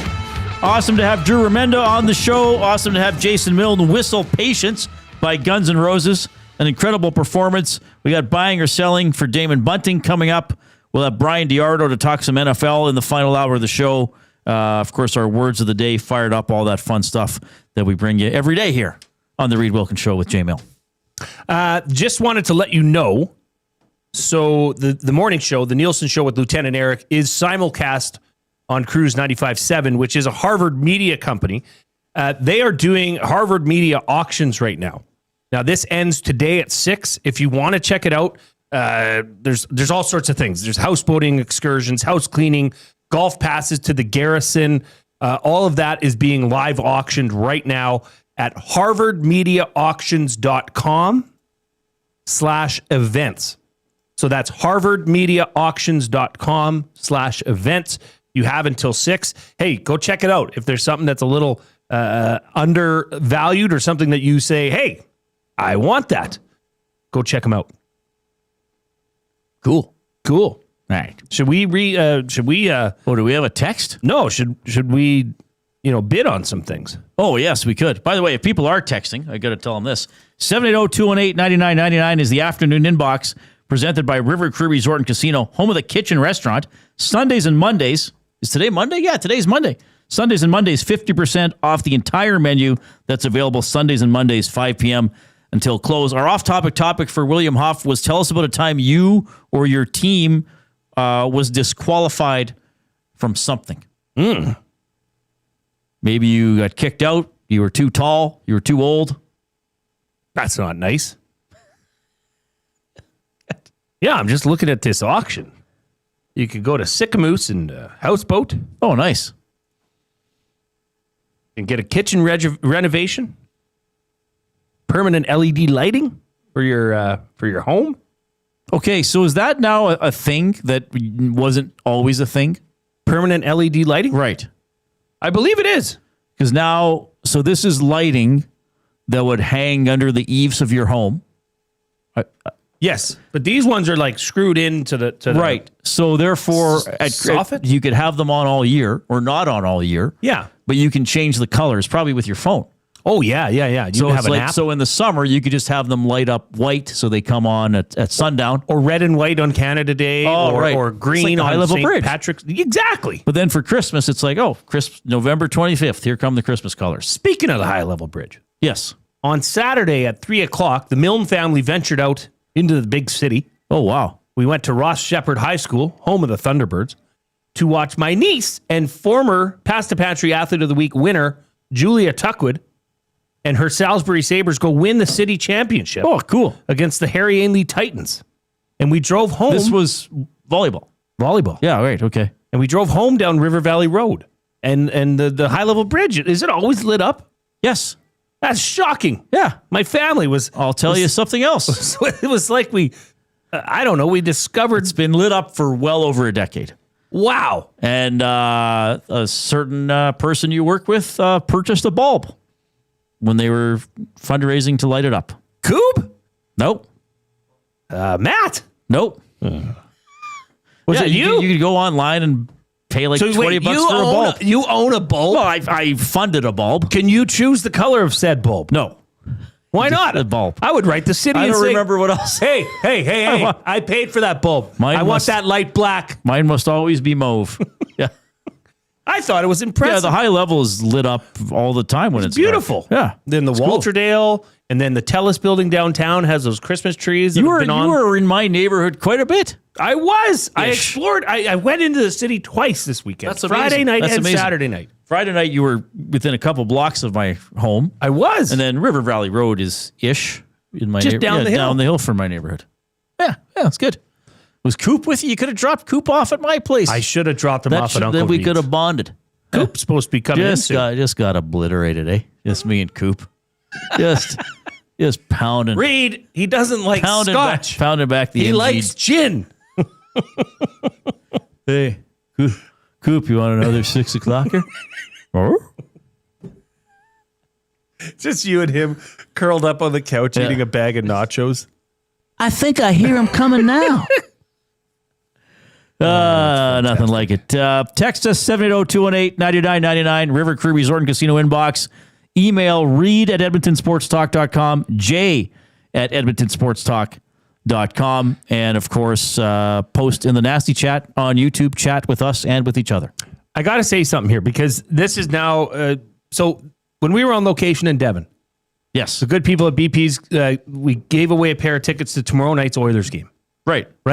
The winner said, "Oh, awesome, thank you." The winner cannot go, and he wanted us to auction these off, which I believe we'll do tomorrow morning on the morning show. Oh, nice. For the Ben Stelter Foundation.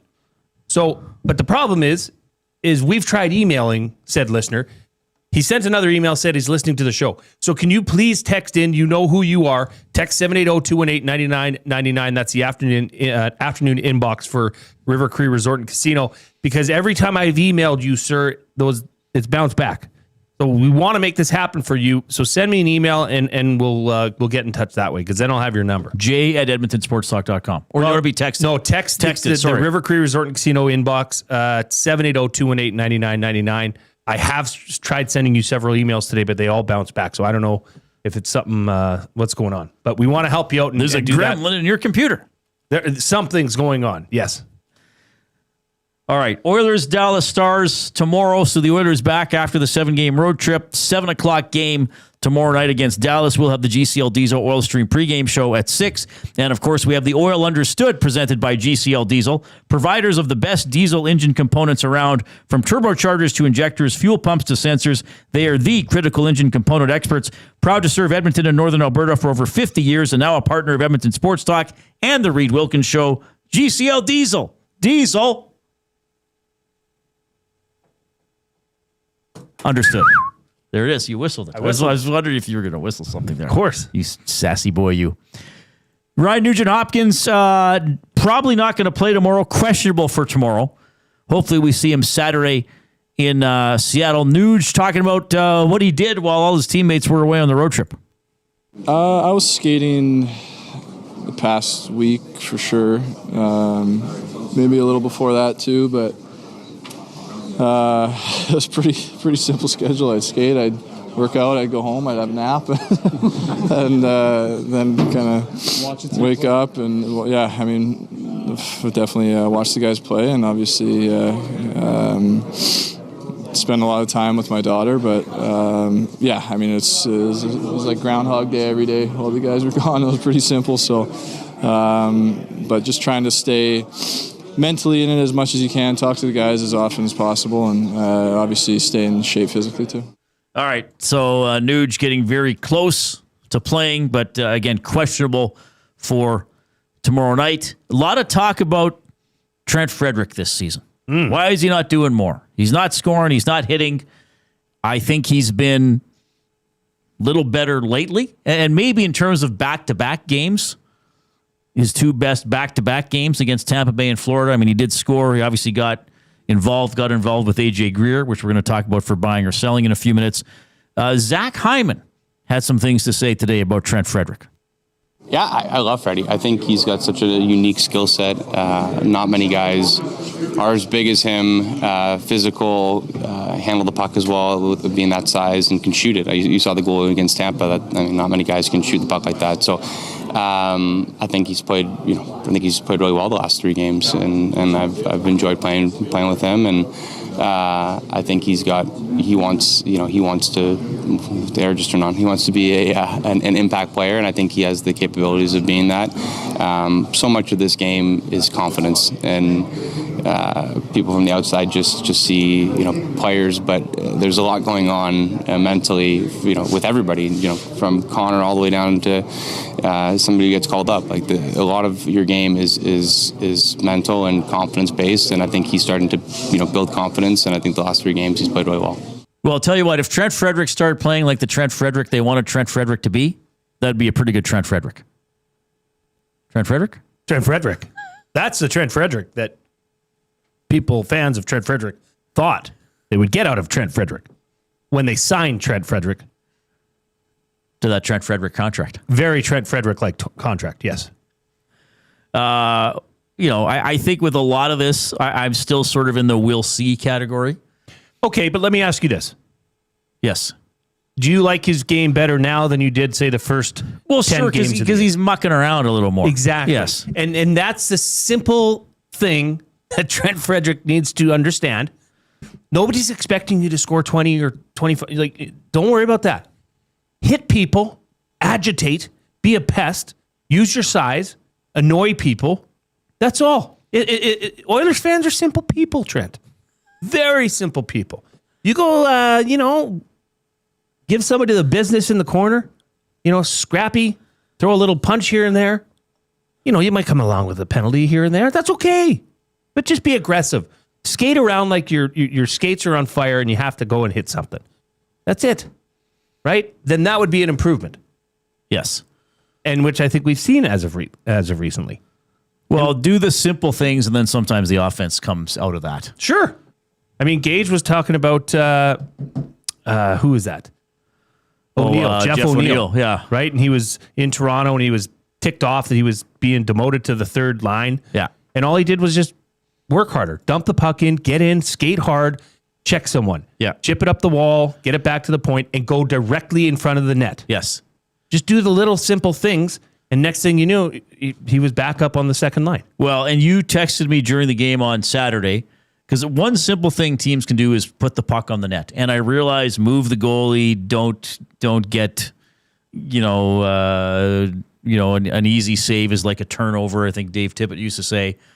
But what did Frederic do against Tampa Bay? Puck's in the slot. I'm just going to fire it. I'm not going to stop it and look for a backdoor pass. The Roslovic goal. Yes, Bobrovsky blew it, but put it at the net. Make the goalie deal with it. And then even that Ekholm goal, I think that was the one you texted me after, where it's like finally a guy got the puck on the hash marks and finally just fired it. Yep. Didn't who else might be open? Oh, I'm open. Just shoot it. Just shoot it right away. Yep. So, some simple things that they can do. Hyman's come back, played pretty well. That's helped. Hopefully Nugent Hopkins back soon. Walman's still going to be out, but he's going to return. Kapanen, who I think is a very inconsistent player, but he might help a little bit. He's probably going to be back in the near future. Connor McDavid commented on the team getting healthy. Obviously, that's the goal. That's the hope.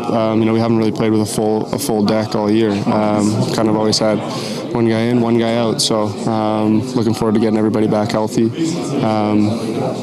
It's kind of rare, but it's looking like we could be that way in a little bit. So it'll be good. Obviously, we miss Nuge a lot. Helps out a lot everywhere on the penalty kill, on the power play. 5-on-5 does whatever he's asked. Cap obviously adds a lot of speed for us, so we miss them both, and but looking to get healthy for sure. All right, so we'll see if that helps the Oilers here. And again, I don't like to use things as excuses, but I mean the schedule is a factor. I mean they played more games than any other team. This was a really tough road trip. They did better than I thought they would. I thought this might be a 4-point road trip. They got 7, which isn't going to knock the socks off anybody, but at least they still come home a game of above 500. Now, if they can, do better here with some home games coming up, then maybe they can start banking some points. Edmonton Sports Talk presented by Play Alberta. You can skip the flight to Vegas because jackpots are just a tap away. Experience all the thrills of the casino right from your phone with Play Alberta. Download the app today and deposit $50 using the EST exclusive promo code EST Casino for a $50 casino bonus. What's your play of the day again? It is a Chuba Hubbard anytime touchdown tonight on the Monday Nighter. Local product. So we said, hey, why not? He's due. That has been boosted to plus 425. So head over to playalberta.ca, click on sports, click on EST specials, and you will find it. All right, more clips from members of the Edmonton Oilers as we move along, buying or selling for Damon Bunting when we get back.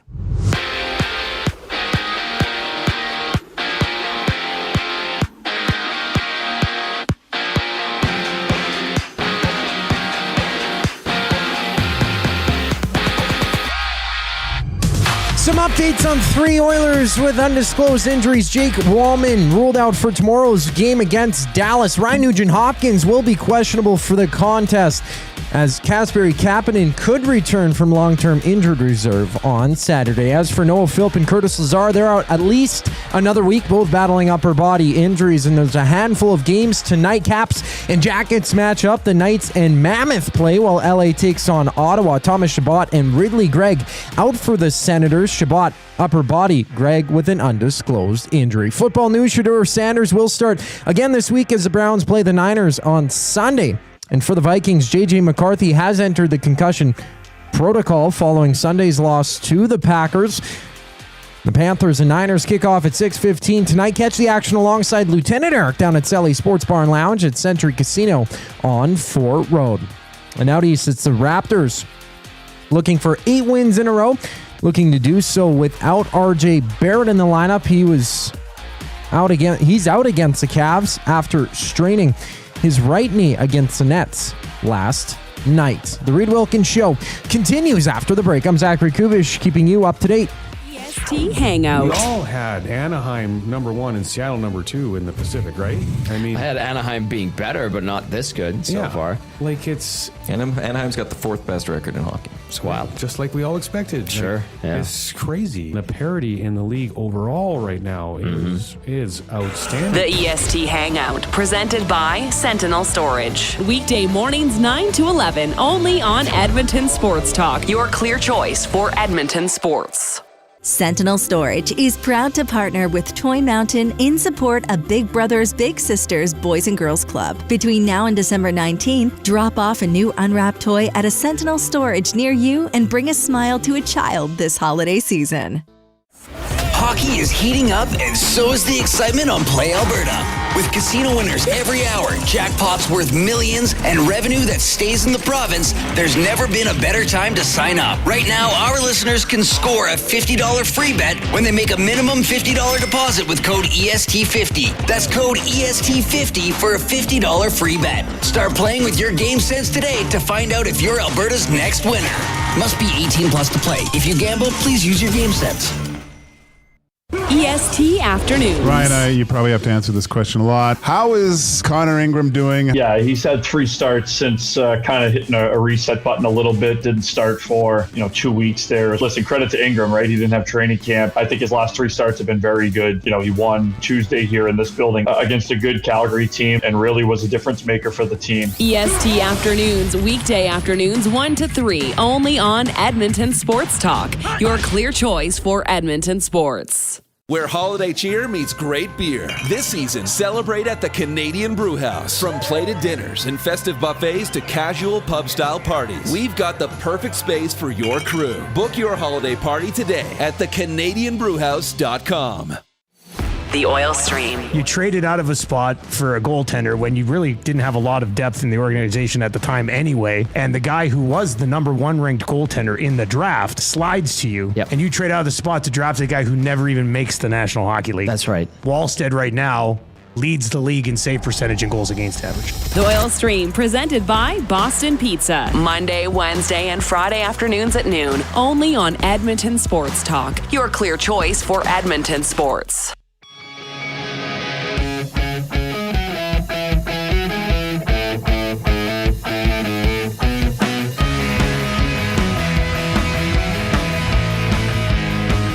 Appreciate you tuning in this afternoon. Jason Milne, Reid Wilkins, Zach Kubish in the Canadian Brewhouse studio. Win big this football season at the Canadian Brewhouse. Enter for a trip for 2 to Super Bowl 60, plus weekly prizes and $1 off Budweiser and Bud Light tankards. Details at thecanadianbrewhouse.com. There you go. Monday Night Football tonight. Chuba Hubbard, Carolina, taking on San Francisco. We got the triple header for Thanksgiving on Thursday. A Black Friday game is the Eagles and the Bears, and then the regular Sunday schedule coming up there. So always fun to follow the NFL. Vanier Cup, by the way. We had your former U of A head coach, Jerry Friesen, on the show, now D-line coach with the Saskatchewan Huskies on Friday. Give, for people who didn't see it, including me, the Coles notes on that game. Yeah, I mean, Montreal is a heck of a team. They ended up winning 30-16. Interestingly enough, there was quite a interesting call early in the game. The Montreal's quarterback threw a pass completion. He was 3 yards minimum over the line of scrimmage, which is illegal. Right. Nothing was done about it. It was almost like they shoot it under the rug. It was really strange. But you know what? Honestly, Reid, the better team won. The Carabin were fantastic. So it would have been a real awesome victory for Saskatchewan, though, given that it was played in Regina. That would have been the three-peat for Saskatchewan. The football royalty, football gods would be shining down on Saskatchewan, as all 3 levels would have been champions. But nonetheless, Montreal. Now, to be fair, though, the Riders are in Regina. True. The Huskies and the Hilltops are in Saskatchewan. Saskatoon. Sorry. You wouldn't say it was the triple header if the Dinos, the Colts and the Elks won. Yeah, but see the difference. The Saskatchewan Roughriders are Saskatchewan's team, right? The professional level, they only have one team in the province, so you could. So it was the triple header if it would have been the Roughriders. It could have been the Rams and the Hilltops. You still would have given it to them? Sure. It's all in one province. You would have combined Saskatoon and Regina. Oh, yeah. I do that all the time. I do that all the time. I wouldn't do that. All the time. You're too nice to them. Too nice to them. Well, you got to give them something, Reid. Well, I guess you just have. You went ahead and crowned their asses. Isn't that what Denny Green said? Yes. Something like that. Okay. By the way, if you're watching us on YouTube, Participate in the nasty chat. Chat with us. More importantly, with each other. Always some good dialogue going on there. And give us a thumbs up.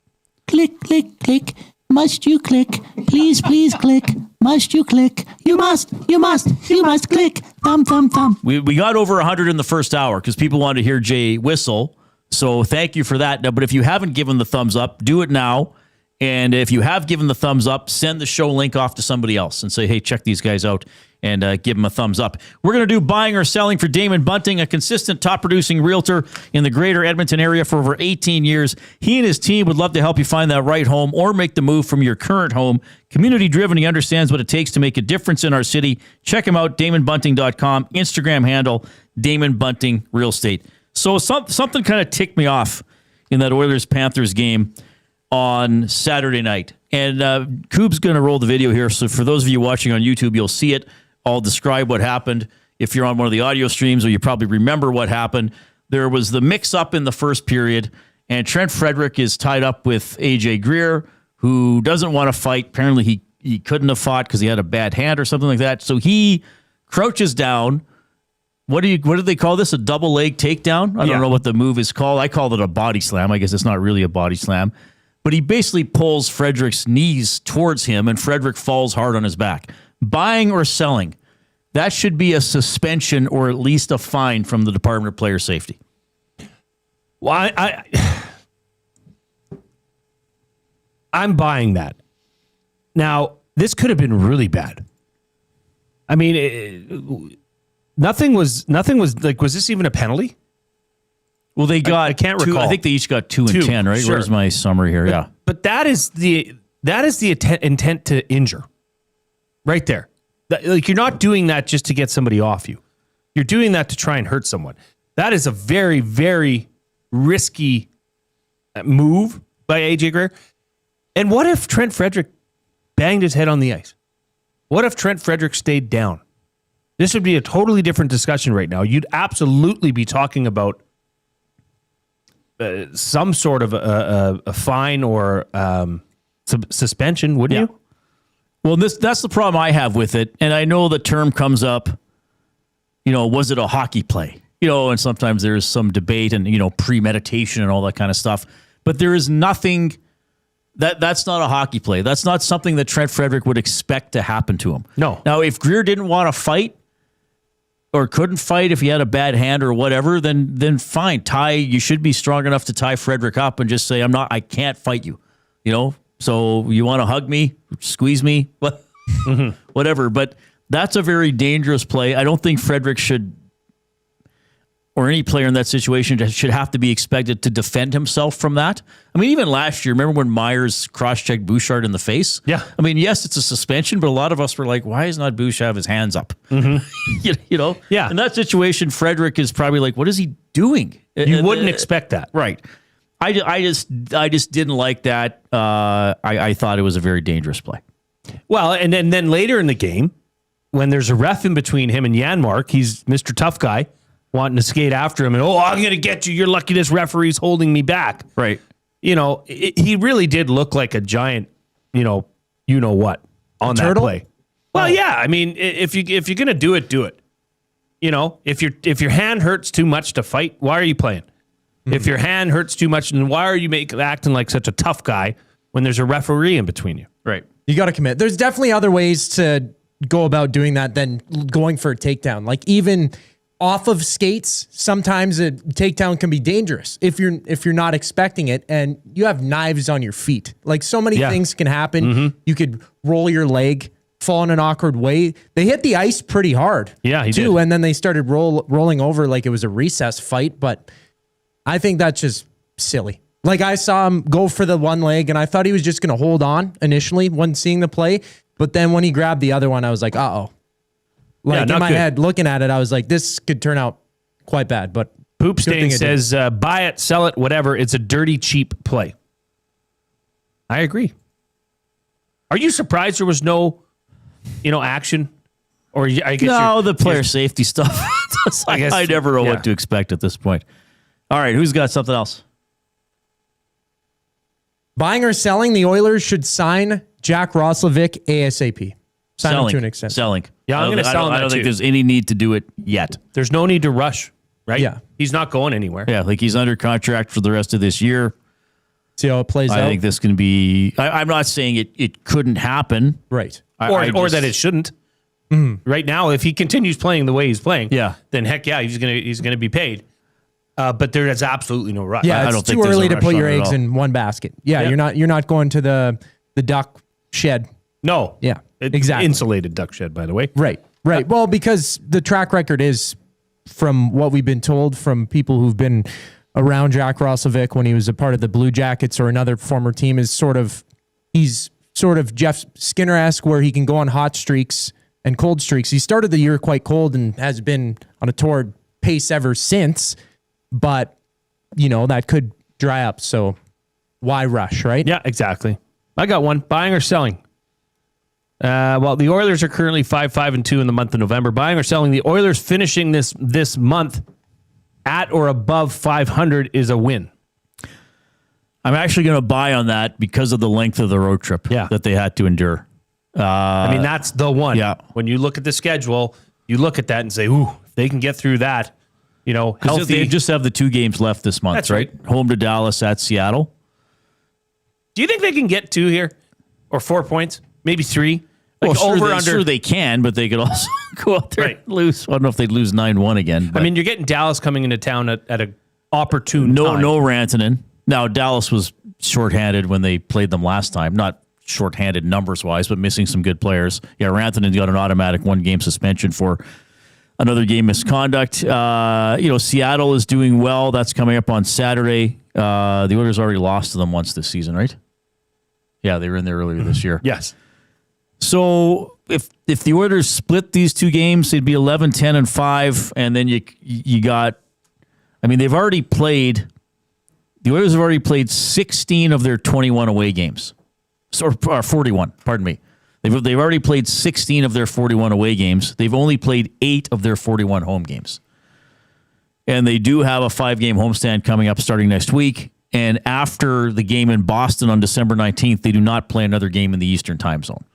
So again, like we were talking about with Drew, the schedule is a factor. You still have to go out there and play and work and all that kind of stuff. So I think if they split the next 2 games, they're in a decent position to then start racking up some points. Still a lot of work to do, but I think they're at least in a decent position.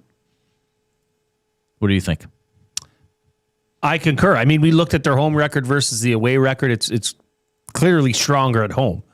What did you say there about the Eastern Conference or Eastern time zone? After the game December 19th in Boston, they do not play another game in the Eastern time zone.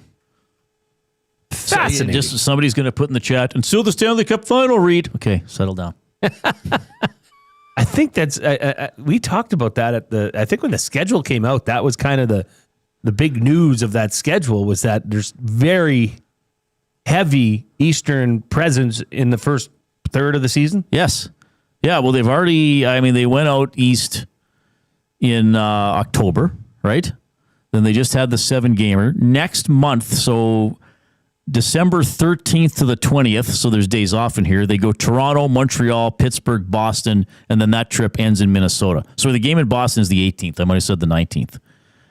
So then if you look at the post-Christmas part of the schedule, I mean, they have a back-to-back Chicago and Nashville. They have a huge homestand at the end of January into February. They got to do their California trips, right? They still got to go late February. They go Anaheim, LA, San Jose. In March, they go Vegas, Colorado, Dallas, St. Louis. I mean, I'm not saying they're not playing good teams, but the travel is going to be less arduous. April, they have a road trip, Utah, San Jose, back-to-back, and then a matinee in Los Angeles a couple days after that. Well, it's good. I mean, now, you got to take advantage of it. You can go out there and perform. But if the Eastern road trips are the ones that are tough, they only have 1 left. When was their big Eastern road trip last year, Reid? I think it was coming out of the Four Nations face-off. It was that 5-game road trip. Right. Remember, they went 1-4? Yeah, they were terrible. They were terrible most of that trip. Well, I mean, if you want to have a positive, then say that's out of the way. And oh, by the way, 3-3-1 is pretty darn good coming out of that. Which, by the way, you said 3-3-1. I don't know if it was off the cuff because I know you said earlier or on the show that you projected 2 wins on this road trip. Yes. But you said somewhere on this show 3-3-1. I guess maybe that would be like a positive outcome. But yeah, I might have just been saying if they could do that. I don't know. Maybe it was just in alone time with you. And We were just softly speaking to each other. You can text us 780-218-9999. The afternoon inbox presented by River Crew Resort and Casino, home of Tap 25 Restaurant, $18.99 prime rib special. That's 7 days a week, except show nights from 11:30 a.m. to 11 p.m. Available for dine-in and takeout. Bryan DeArdo to speak some NFL when we get back. 2 guys and a goalie. People were going nuts, and rightfully so. Like, there must have been 20 people in the nasty chat that were all like, well, Colorado traded 2 goalies last year. You can change both your goalies. Okay, A, this is not Colorado. B, this is not last year. C, the same 2 goalies aren't available. D, provide me an example where you could right now move for 1 goalie. 2 guys and a goalie, presented by GS Construction. Tuesday and Thursday afternoons at noon, only on Edmonton Sports Talk, your clear choice for Edmonton sports. Looking for quality building materials and friendly advice? Visit us at Windsor Plywood Leduc, family owned and locally run since 1993. From interior materials for doors, flooring, baseboards, and all the finishing touches to all you need for your outdoor projects like cedar lumber for decks and fences, plus all the plywood you'd need. Our full-time on-staff carpenter can help with anything odd-sized or custom, and from domestic hardwoods to exotic selections, we've got you covered. And if we don't have it, we'll track it down for you. Windsor Plywood Leduc. We're the experts you need to know. Weiss Johnson, whoa. Hi, Dennis from Weiss Johnson here, and we're excited to be partnering up with the Nielsen Show and have a special deal exclusive for Nielsen Show listeners. Get 10% off any new Trane furnace, air conditioner, or heat pump installation from now until the end of October. Bundle a furnace with an AC or heat pump and get 25% off the package price. Get your home comfort now for all seasons with Weiss Johnson and Trane. Trane, it's hard to stop a train. Visit wjsportstalk.com today. From the first time on skates to wearing a special jersey passed down through generations, Sentinel Storage is here for you. Store your sports gear to create space for all life's adventures. Try 4 weeks free at sentinelstorage.ca. Proud partner of the Edmonton Oilers. Running your own small business takes courage, and as it grows, so does your team. That's why Alberta Blue Cross offers health, dental, life, disability, and wellness benefits designed for small businesses, because we know a healthy team means a thriving business. Join over 5,000 Alberta businesses who have chosen us to help their business grow and succeed. Alberta Blue Cross takes care of you and your employees, so you can take care of your business. Visit ab.bluecross.ca to find a plan that's right for you. At Mind360, we invite you to embark on your mental health journey in a safe and comfortable space. Conveniently located in St. Albert, Mind360 has a diverse team of experienced clinicians that offer a broad range of tailored services for children, adults, and families. Furthermore, we are very proud to serve our military, veterans, and first responders. If you're looking for counseling, treatment, or assessment, understand that you are not alone. Contact Mind360 at mind360.ca to book an appointment today.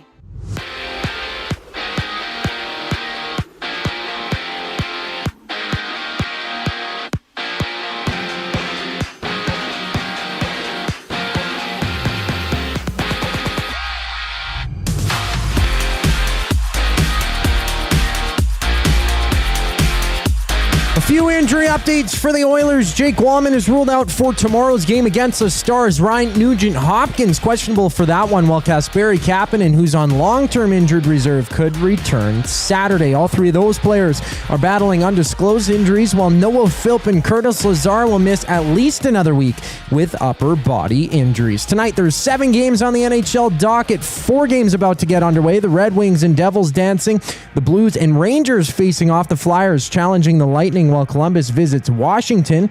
And on the field, Minnesota's J.J. McCarthy is now in concussion protocol following yesterday's loss to Green Bay. Elsewhere, the Browns will start Shadur Sanders for the second straight week, facing the 49ers this Sunday. San Francisco does play tonight against Carolina. Join Lieutenant Eric for the game at Selly's Sports Bar and Lounge at Century Casino on Fort Road. Kickoff for that one is at 6:15. And with 10 games in the NBA, the Raptors are without RJ Barrett against Cleveland. Barrett leaving yesterday's game against the Nets after spraining his right knee. Tip-off for that one goes momentarily with Detroit and Indiana about to hit the deck as well. I'm Zachary Kubish. That was your Sports Update. Hour 3 of the Reid Wilkins Show starts right now.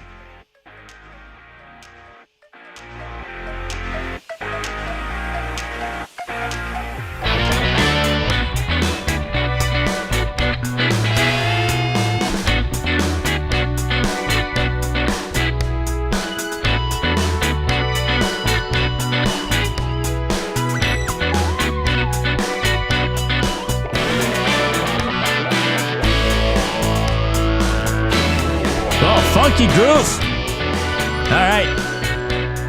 5:05. Hope you're having a great Monday. Monday Night Football tonight. Oilers tomorrow. We're going to go to the Oil Country Towing video hotline here to discuss a little bit more. CBS NFL writer Bryan DeArdo checking in. Bryan, you're on with Reid and Jay. How are you doing, sir? Oh, Bryan, we can't hear you. Oh, you can't hear me? No, we got you. Now we got you. Got me. Sorry, that was on our end. I shouldn't have put that big towel over the speaker. I'm sorry. Oh, no problem. No, before we get going on the NFL, are my Blue Jackets gonna win tonight? What do we think? Oh, I didn't even check who they're playing tonight. They certainly did well against the Oilers. They're playing the Washington Capitals in Washington. The teams have almost identical records. I think that might be a tough out for the Blue Jackets tonight. What do you think? That's all right. It's still a long way to go, right? Still a long way to go. Long way to go. They're over 500. They're doing pretty well. They got some good players there. Yeah, we're sticking by them. Did you see how they lost to the Oilers in overtime about 3 weeks ago? I did not know. They were up a goal and got a power play with 2.5 minutes left. They gave the puck away in their own end. And McDavid and Draisaitl were on the ice, but the Oilers defenseman tried a cross-ice pass that Columbus deflected top corner into their own net for a shorthanded goal, and then the Oilers won in overtime. But then I don't remember the score in Columbus. The Blue Jackets beat them. What was it? I don't remember that game. Was it 5-4? 5-4 like that? Yeah. Anyway. That's very much on brand with most of our history to this point. Fair enough. Bryan, it was a packed weekend in the NFL, obviously. Let's get right into it. Philadelphia, the past 2 weeks, they were limited with what they could put up offensively. Then yesterday they go up and put up 21 points on the Dallas Cowboys, only to choke that away and ultimately lose 24-21. Is consistency something that is an issue in Philly that should be taken seriously? It definitely should be. I keep going back to 2 years ago when they had this gaudy record, and then they had this backslide at the end of the season, and they never corrected it, which has largely been forgotten since they just won the Super Bowl. But to me, it's not defense. I know the defense crumbled in the second half yesterday, but to me, that was more a credit to what Dallas did and less of an indictment on the defense. I mean, no defense is going to play great when you're not getting any breaks. And their offense did not give them any breaks. And that's transcendent in any sport, right? In hockey, if your defense is continuously defending its own zone, you're going to give up a goal eventually, right? It's just the way it is. And so, for me, it just comes down to that offense and can they establish the run? I mean, I know people in the States, especially in Philly, there's a lot of heat on A.J. Brown, Jalen Hurts, that passing game. But to me, really, the meat of the Eagles' problems is the running game. Can they get that running game going? And to me, it's all about the health of that offensive line. That's been a huge issue. I mean, you always take an offensive line for granted until you don't have one. And then all of a sudden, it's like, oh, what's going on here? So until they can get that line solidified, there's a lot of question marks with that team for sure. Well, let's stay in the NFC and go look at the NFC North, which was predicted to be a tight division at the start of the year with Detroit, Green Bay, Minnesota. But I don't think anybody would have on their bingo card the Chicago Bears leading the NFC North right now, particularly when they have a -3 point differential and they have got 8 wins. Should Green Bay and Detroit Lions fans be worried, or do you feel the world will right itself and the Detroit Lions and the Green Bay Packers will still get into the postseason? Well, I think all three teams will make it, but I would be worried because I don't think this is an anomaly. I think this is just the start of what Ben Johnson can do with that team, their first-year head coach. I mean, I covered the Steelers-Bears game yesterday, and it was shocking to me how many open receivers Caleb Williams had to throw to. I mean, he would have thrown for 400 yards had he been more accurate. And this is without a running game. I think DeAndre Swift has been banged up. And that defense, I thought they might call one of us to play defense at linebacker for them yesterday. They were down to, I think, like one healthy linebacker. They were still able to win that game. So I will say, as we all know, the NFL is a quarterback league. Caleb Williams has certainly made some strides, but of those three quarterbacks, Goff, himself, Love, he's third of those three, which is not a terrible thing to say. Those are two really good quarterbacks I'm comparing him to, but they are certainly a team to be reckoned with. They won't be going anywhere anytime soon, but I still like Green Bay ahead of them for sure. I think Detroit and the Bears would be a very good matchup for sure. Okay, I want to ask you, for some reason in Edmonton, there seems to be a lot of Patriots fans. Maybe it's because they've, recency-wise. I think winning 6 titles would do something. Maybe that has something to do with it, Brian. I don't know, but I mean, they're leading the AFC East right now, and they're leading it running away. Are they the biggest surprise of the NFL, or are people like you that are really close to the game not surprised by how well the New England Patriots have performed?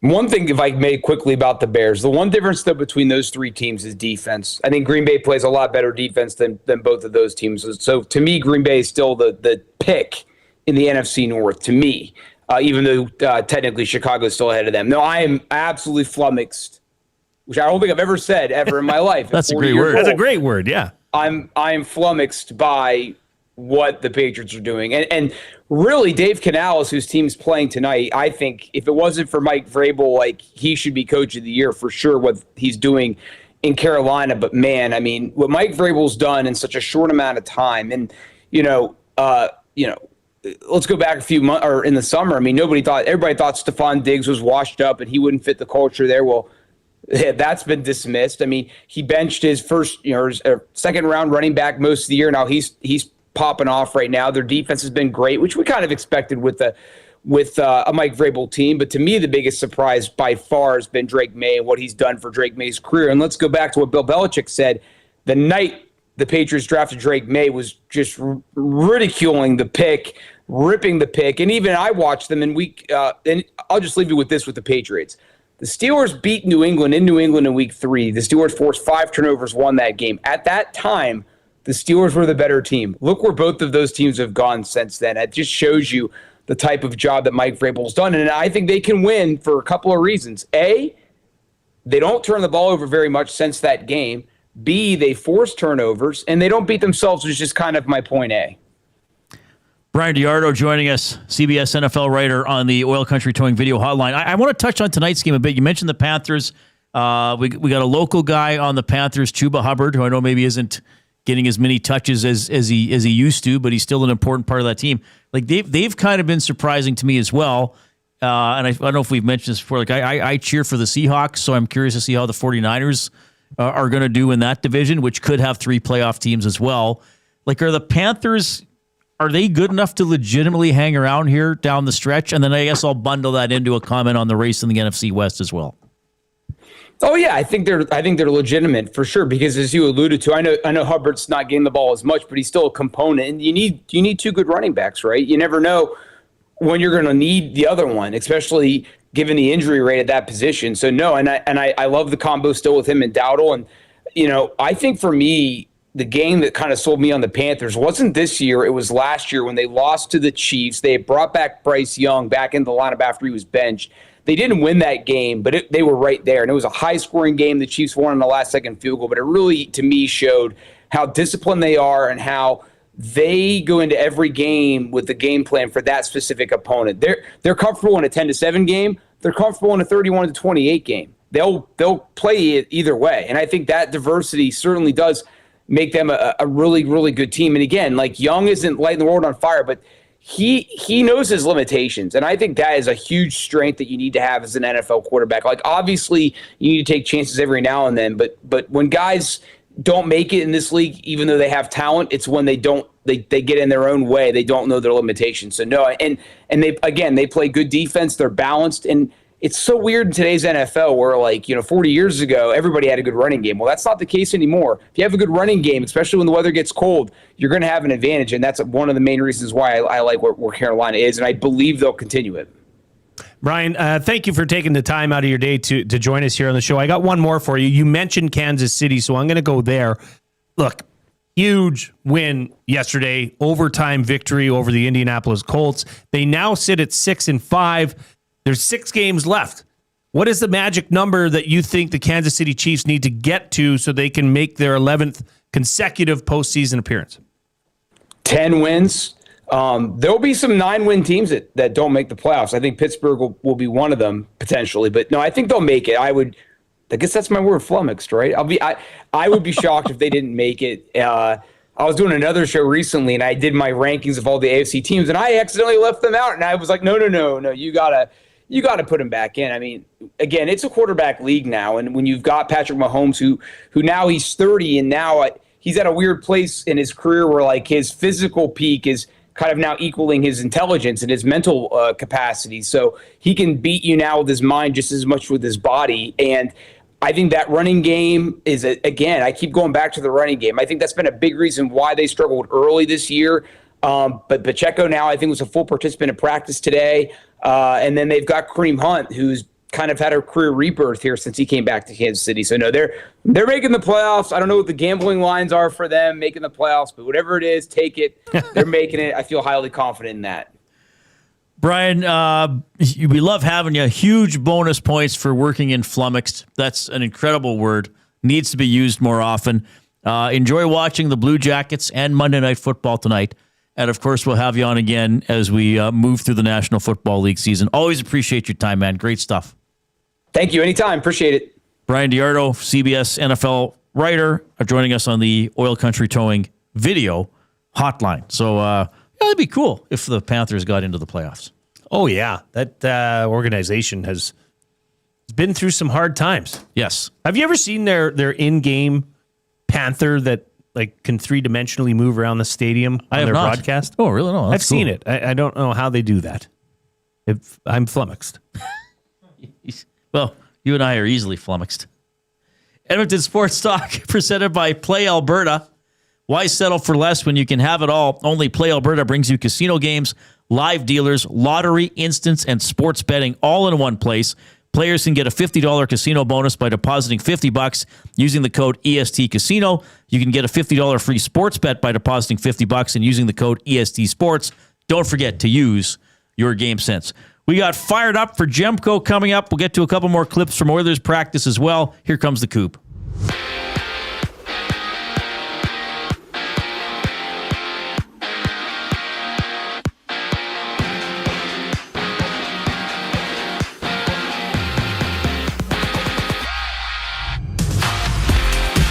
Some updates on 3 Oilers with undisclosed injuries. Jake Walman ruled out for tomorrow's game against the Stars. Ryan Nugent-Hopkins is questionable for that matchup, while Kasperi Kapanen could return from long-term injured reserve on Saturday. As for Noah Philp and Curtis Lazar, they're out at least another week, both battling upper body injuries, and there's a handful of games in the NHL tonight. 4 games underway. It's the Capitals up 1-0 early over the Blue Jackets.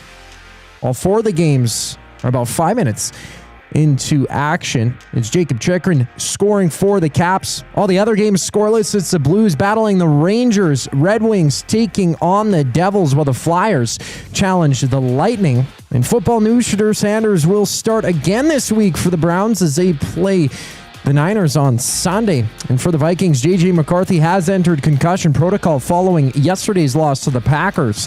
And the Panthers and Niners kick off at 6:15. Catch the action with Lieutenant Eric down at Sally's Sports Bar and Lounge at Century Casino on Fort Road.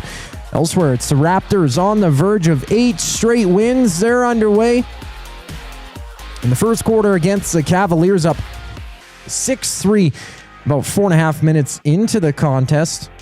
And about half of the way through the first quarter, it's the Pistons up 13-10, with the Knicks and Nets about to tip off at 5:30. The Reid Wilkins Show rolls on after the break. I'm Zachary Kubish, keeping you up to date. Hockey is heating up, and so is the excitement on Play Alberta. With casino winners every hour, jackpots worth millions, and revenue that stays in the province, there's never been a better time to sign up. Right now, our listeners can score a $50 free bet when they make a minimum $50 deposit with code EST50. That's code EST50 for a $50 free bet. Start playing with your game sense today to find out if you're Alberta's next winner. Must be 18 plus to play. If you gamble, please use your game sense.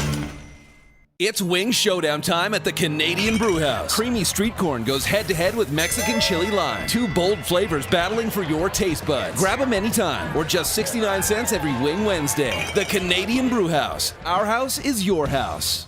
Your home for live music and great performances is the River Cree Resort and Casino. Celebrate the holiday season with the Tenors. Joy to the World Tour at River Cree, December 19th. From timeless classics to fresh renditions of favorites, the Tenors arrive just in time for Christmas. Tickets at rivercreeresort.com. River Cree Resort and Casino. Excitement. Bet on it. Sentinel Storage is proud to partner with Toy Mountain in support of Big Brothers Big Sisters Boys and Girls Club. Between now and December 19th, drop off a new unwrapped toy at a Sentinel Storage near you and bring a smile to a child this holiday season.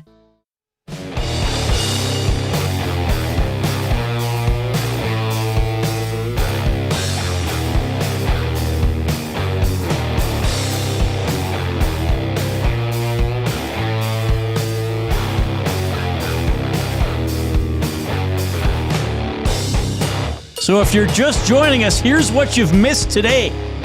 And a reminder of why you should be on at 3 o'clock every day or as soon as you can. We talked about Guns N' Roses. We had Drew Remenda on the show. Jay Milne whistled Patience by Guns N' Roses for Drew Remenda, because many of the listeners got us to 100 thumbs up on YouTube within an hour of the show. By the way, you can still click the thumbs up button or share the show link with other people and get them to click and check us out. Must you click? And enjoy us. Please, please click. Must you click? You must click. Thumb. We're keeping you updated on the latest from Oilers practice. Nuge getting close to playing. Probably not tomorrow. Walman and Kapanen still out as well. But hopefully the team's starting to get a little healthier. 7 o'clock game tomorrow against the Dallas Stars at Rogers Place. 6 o'clock right here on Edmonton Sports Talk, the GCL Diesel pregame show hosted by our good buddy Tom Gazzola. And of course, we are coming to you from the Canadian Brewhouse studio. Win big this football season at the Canadian Brewhouse. Score your shot at a trip to Super Bowl, weekly prizes, and more, plus $1 off Budweiser and Bud Light tankards. Details at the CanadianBrewhouse.com. Our off-topic topic was a fun one. We had some good submissions for this because of those disqualifications from the Formula One race in Vegas. Tell us about a time you were disqualified or your team.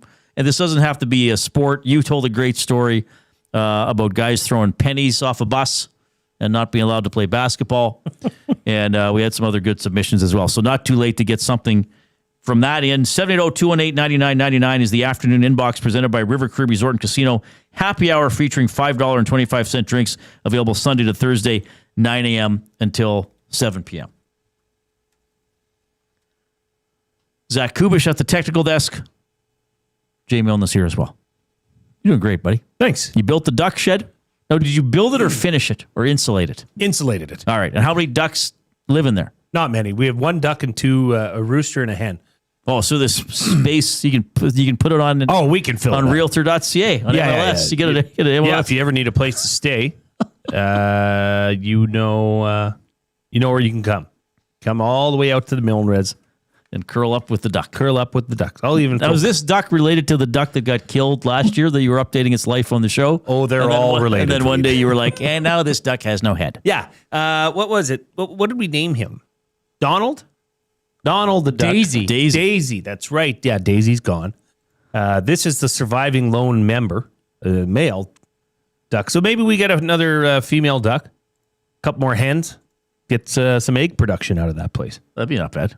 Yeah. Did duck eggs taste any different? Nope. The shells, though, like to crack a duck egg, is you got to give it some gusto. Oh, really? Yeah, it's a thick shell. Thick-shelled egg. Thick-shelled egg. You know, I heard also turtles have pretty thick shells. This is Jay Milne trying to crack a tortoise shell. It's just so thick, you got to keep working at it. You got to keep working at it. You know what? What? I do have. Do you have anything for Fired Up? Because Yes, I do actually. I don't know how this is going to play. Why? What happened? Is something? Is it weird? I don't think so. I'm just disgusted. Oh. Okay, well, Fired Up for Gemco Fireplaces. Proudly serving Edmonton and area for 45 years, the authorized dealer for Napoleon fireplaces.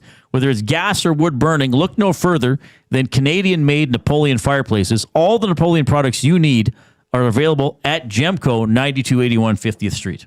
So we've talked about a lot of sports stuff today. We've talked NHL. We've talked San Jose Sharks. We've talked Columbus Blue Jackets. We talked all the NFL stuff. We did it all. Yes. Okay, so can I permission to talk about something non-sports? Absolutely. Okay. I am disgusted with the price of sandwich meats. It is disgusting. Now, I got really good news for you folks. Okay, if you're doing something at home, stop what you're doing. Okay, stop. Dun, da, da, da. Just stop and listen to me, or give me 30 seconds of your day. Okay. The Italian Center, great partners of Edmonton Sports Talk. Yes. The Italian Center has the best priced sandwich meats in town, and it's not even close. Okay. Go out of your way to go get your sandwich meats from the Italian Center. Not only are they, and I'm talking like 60% cheaper than your regular routine grocery stores. Not only is that the case, but when you go there, there's a very high chance that you will get a sample or two. Oh, okay. Yeah. I went there on Sunday, yesterday. Right. And there was a guy serving hot cheese on a piece of toast. What? And he was very entertaining. What? Yeah, at the Sherwood Park location. He was fantastic. He was a showstopper. Go get your number. And then here's the thing. They put it and slice it and they stack it up in a nice paper folding, wrap. Yeah, from the deli. So your sandwich meat is always intact. Right. You pull that slice off, it's ready to go on the sandwich. Yes. I am just shocked at these prices of sandwich meat. Bologna is like $4.99 100 grams. What are we talking about? And it's good. You just get as much as you need, right? Because you could buy the prepackaged stuff to some other locations. Oh, that's garbage. Yeah. Get the fresh stuff. Get the fresh stuff. It might go bad. You might not want the sandwich meat by the end of the week. So I just, and actually, Reid, I could go off on a whole diatribe about grocery prices in general. Why don't you? It's disgusting. What is going on? Well, why do you have duck eggs then? Exactly. Well, yeah. I mean, you got to really think about this stuff because the prices. I'll give you an example. A head of romaine lettuce, or what would they call that? A head of lettuce? A spear, but it's a heart. Romaine. A heart of romaine. Like you get a heart of romaine lettuce for $4 something bucks. A cucumber's $2.99. What the hell's going on? Why is this happening? I just and then to find a place like the Italian Center. I'm sorry, but you usually go to the Italian Center for good quality and an experience, not necessarily for the lowest prices you'll find. But that deli is a hidden treasure. It's a gem. If you eat sandwich meat, if you have children that are in school that depend on you to make their sandwiches, go to the Italian Center. It's way less expensive, and it's not even close. And the variety's unreal. The variety's fantastic. You can get gabagool, Reid. You can. You can get mortadella. You can get Italian salami. You can get, I got oven roasted sun-dried tomato turkey. Ooh. I got Montreal smoked meat, baby. I got honey maple ham. Ah, good day. That's awesome. That does sound like a good day. I'm glad you're fired up about that. Rant over. Well, can I also bring up something? That was really good. Sorry, I'm so passionate about well sandwich meats. No, I think you did a great job. Thank you. My dad's as passionate as you are about sandwich meat as well. So Is he? I very often see it. I have to tell him to go to the Italian Well, Center. tell him to hit up the one on 51st Ave. Yeah. I'm serious. Like it was mind blowing. Gagers told me this, but last week at our client mixer, Joe from the Italian Center was here. He brought some beautiful sandwiches. Yes. I said, Joe, what's the deal with your guys' sandwich meat? Like, why is it so much cheaper than everywhere else? Right. He says, we don't have a middleman. The other places, it gets shipped to a big warehouse, and the warehouse puts a markup on it, then it goes to the store. The Italian Center is their own place. They're their own boss. They don't need to mark that up. No. So, there. Would I be able to bring something up that's also not related to sports here? Go ahead. Yes, of course. Okay, so we're entering almost the holiday season, right? It's November 24th right now, 2025. We're not yet in December. There's not much snow on the ground right now. I think it's too early to listen to Christmas music on the radio, okay? I turned on the radio. I was surfing through the channels, it was later in the day, and I heard Mariah Carey already on the radio. And I know this has happened in the past, but it grinds my gears. Well, you could change the channel. I know, but the fact that it's already there, right? It's too early, I think. Well, you know who it's there Christmas for? Music. For my wife and kids. That's all they listen to. How early do they get into it? Like November? The day it 12th? starts, Coob. Just the day the day it comes on, they sniff it out, and it's blaring in our car. Have they watched Christmas movies yet? Yes. Like more than one? Like how many are we talking? Multiple Christmas movies. Even before twice. December? Some twice. Yes. Seriously? Yeah, it's full on Christmas at the Milne house, bud. Any Die Hard? No. That's not a Christmas Scoop, movie. stop. I'm sorry. Scoop, just stop it. Just, okay, you had your chance. Now turn your little mic off. Get off the No, just kidding. Can't say it. It's not too early for Christmas music. No, and now's the time you can really start getting into it. We're a month out. Yeah, we're a month out. Celebrate. But we are a real Christmas tree family. Wow. So that's a lot of work. I think maybe this weekend we're gonna have to go get our tree. It's gonna be like the Griswolds, right? We'll go. We usually go. Tree hunting. Yeah, there's this little acreage, kind of a farm site north west of Evansburg that we usually go to and find some Christmas trees. I didn't know that. Yeah, a little trek out there. Nothing's better than going and like getting your own tree if you have access to it. What's the height though that you aim for? Height. It's got to be, I don't know, 7 feet. Yeah, that's good. And we load that thing up. Decorate it the same way, or is it just? Well, obviously you have. Oh, we have the ornaments. worst, ugliest decorations going. Great, love it. Yeah, it's fantastic. Awesome. It's a Griswold tree. It's the cats drink out of the thing. Like it's fantastic. Do you have a favorite ornament? Of course, Joe Theismann. Awesome. I have a Joe Theismann ornament. It's great. That's amazing. Yeah, I can't wait. It's the favorite time of the year for me. No question. It's not even close. It's a joyous time. It's a time to celebrate, Reid. So I have something that got my brain going a little bit. Fired up. Yes. So I just want to play this Nugent Hopkins clip from earlier, what he did during the road trip. I like it. I was skating the past week for sure. Maybe a little before that too, but it was pretty simple schedule. I'd skate, I'd work out, I'd go home, I'd have a nap, and then kind of wake up and definitely watch the guys play and obviously spend a lot of time with my daughter. But it was like Groundhog Day every day while the guys were gone. It was pretty simple. So, but just trying to stay mentally in it as much as you can, talk to the guys as often as possible, and obviously stay in shape physically too. I want to know, what term did people use to refer to a repetitive day before the movie Groundhog Day came out? Because I realized that today. If you say to somebody, most people anyway, it feels like Groundhog Day, you're saying to people, it feels like I'm doing the same day over and over again, but not an exciting day. Kind of like a dull, mundane. So what term did people use before the movie Groundhog Day? Repeat? You know what I'm saying? It feels like I'm on repeat, no,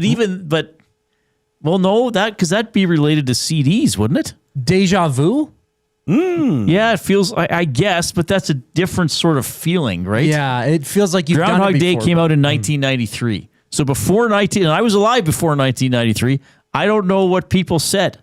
I don't know if there was a quick little phrase for it. It was like Monday every day. I don't know. Yeah, I don't know. That's a good one because even I've only I guess last year I think I watched Groundhog Day for the very first time. Even I understood that reference. When you said Groundhog Day, I knew it was a repetitive day. Right. You'd be doing the same thing. Right. What did people refer to? Like, what would have Nugent Hopkins said in 1985? Yeah, I've just been here skating and going home, seeing my daughter and watching the games. Same old, it same feels old. like, I don't know. Do you know what I'm saying? I'm perplexed right now. I don't know what to do. Or did my people mind's just not use just not that wasn't something we talked about that way? My mind is in a pretzel. See, I fired up your brain. Yeah. Feels like we would rewind and click play. I don't know. Repeat would be what I would think. Yeah. I guess. Man, this feels like yesterday. Or something like that. Yeah, I don't know. But like in a term like that, where Nuge is saying, it was like Groundhog Day. Casino dealer Jace is being stuck in a loop. Yeah, maybe. Okay. That could fit. But see, it feels like I'm on repeat. I don't know if that would have existed. Maybe because I think that came from CDs. Tapes didn't have repeat. Right. Albums, records didn't have repeat. Digital stuff has repeat. Man, I felt like I rewound and pressed play. Yeah, press play. Felt like someone rewound me during the night. Feels like days point of the tape. Days were skipping. They'd be like, "What are you talking about?" Gosh, what? I don't know. Abutsky says lather, rinse, repeat. Oh, Lather, maybe yeah. Rinse and repeat. I guess that could have been Rinse and repeat. Rinse and repeat probably would have been the closest thing. Yeah, somebody just put in same crap, different day. I guess sort of. Feels like we've reset the clock. Watching a rerun, somebody said, just sort of. But I don't know if and how many, I got thinking about this, how many movie titles have then had a meaning in sort of, and I'm not talking about quotes from movies. I'm talking about the movie title, and therefore what happened in the movie have become a phrase like that. You know? Oh, the Matrix. It's Groundhog Day. How so? Well, when somebody's like, "Oh, it feels like I'm in the Matrix," it feels like something surreal or what it shouldn't be. That's a good one. Something's off. Noticeably, yeah. But I guess the Matrix is not glitchy. fake. Yeah, to those right. that believe in the Matrix is real. We could be living in the Matrix right now. Right. But the Matrix had deja vu, right? Or if something really unusual happens or something weird with technology, you might say, "Oh, this feels like I'm in the Matrix." Now, can you reiterate what you just said? What is a term that what? Like comes like from a movie title has a meaning in conversation. Man, it's like Groundhog Day. It's like, hey, Booger McBoogerton, how's your new job at the flower planting factory? The flower shop. And he's like, it's just like Groundhog Day. Like all I do is go in and cut flowers, right? Or it's like, man, I had so many, on Valentine's Day, I had so many middle-aged men come in wanting to buy roses. I felt like I was in the Matrix. Like it got to the point where it was weird. Like, you know what I mean? Yeah. So that's a good one. Mm-hmm. Well, these guys are behind these mics right now are the Three Stooges. I don't know. Just to relate it to, but not directly. Thanks, Coop. Thanks, Coop. Yeah, you're very welcome. I don't know. That's the only other one that comes to my mind. Going back to the future. But Groundhog Day, if you're like, man, it's like Groundhog Day, you know right away someone is saying they feel like they're living the same day over and over again to the extent of it being unpleasant or weird. Now, unpleasant, I guess. What about The Hangover?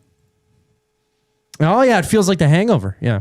Yeah, I guess, but I don't feel like anything. The Hangover term was around before the movie, obviously. Yeah. What about Old School? Well, that was around before the movie. How do you know? Because I'm old school. I don't know, Reid. You're really breaking my brain right now. Thank you. Yeah. Do you have any ideas? No, what if you're that's why I'm asking. What if you were somebody that researches bats and you were You were showing your students in the bat cave, and you're like, bat, man. That's certainly something that can Very happen. specific, That's certainly oddly something that specific, could but be said. It does work. Man, those stars are dancing. It's like they're going to war. What's that from? Star Trek. No, Star Wars. Yeah. I don't know. Okay. That was a bit lame. That's okay. Wow. I was better off talking and thinking about sandwich meat. Yeah, you really were. So anyway, just a thought. 780-218-9999, the River Cree Resort and Casino inbox. That's how you can reach us. And, of course, you can email jay@edmontonsportstalk.com, reid@edmontonsportstalk.com. We're presented by Play Alberta. Why settle for less when you can have it all? Only Play Alberta brings you casino games, live dealers, lottery, instants, and sports betting all in one place. Players can get a $50 casino bonus by depositing $50 using the code ESTCasino. You can get a $50 free sports bet by depositing $50 using the code EST Sports. Don't forget to use your game sense. Max says Gaslight was a film in the 40s. Can I admit something? I have no idea what the term gaslight means. I think it's when you make somebody feel like they're the problem, even though, or you make them feel like they have a problem when it's really not their, I think. Like try to make them feel like they're unstable. It's essentially like that. Like you manipulate somebody to believe that it's not true. Like say, I don't know, you didn't drop something on the ground, but it's like, oh, Reid, you don't remember dropping that coffee on the ground? Yeah, stop gaslighting me, man. Yeah, I'm gaslighting you. Why do people Trying get to make such you believe offense something that's to, not like, true. what you've heard people, hey, don't stop gaslighting. Because you could be taking advantage of somebody's weakness. But what if they call you out? Honest, yeah. And they're like, stop gaslighting me. Now who's the idiot? I don't think it's quite that simple in these I don't those types understand of it relationships. Right? Stop trying to light the match, Jay. I don't know. I don't think I'm easily gaslit. Well, probably not. But I think it comes from unhealthy relationships. Where one person is trying to wrongly sort of show power over the other person, or like make the other person feel like their justified concerns aren't justified. Okay. So it would be in a relationship. Yes, I think a lot of it Oftentimes. comes from that. Yes. Okay. Yeah. I think you should do some more reading about it. I'll skip. Do some free reading. Do some book learning. I'm good, bro. Oh, my goodness. All right, 780-218-9999. You can post in the Nasty Chat on YouTube. Give us a thumbs up if you're watching there as well. A couple more comments from members of your Edmonton Oilers today, and our words of the day for the Edmonton Public Library. All ahead.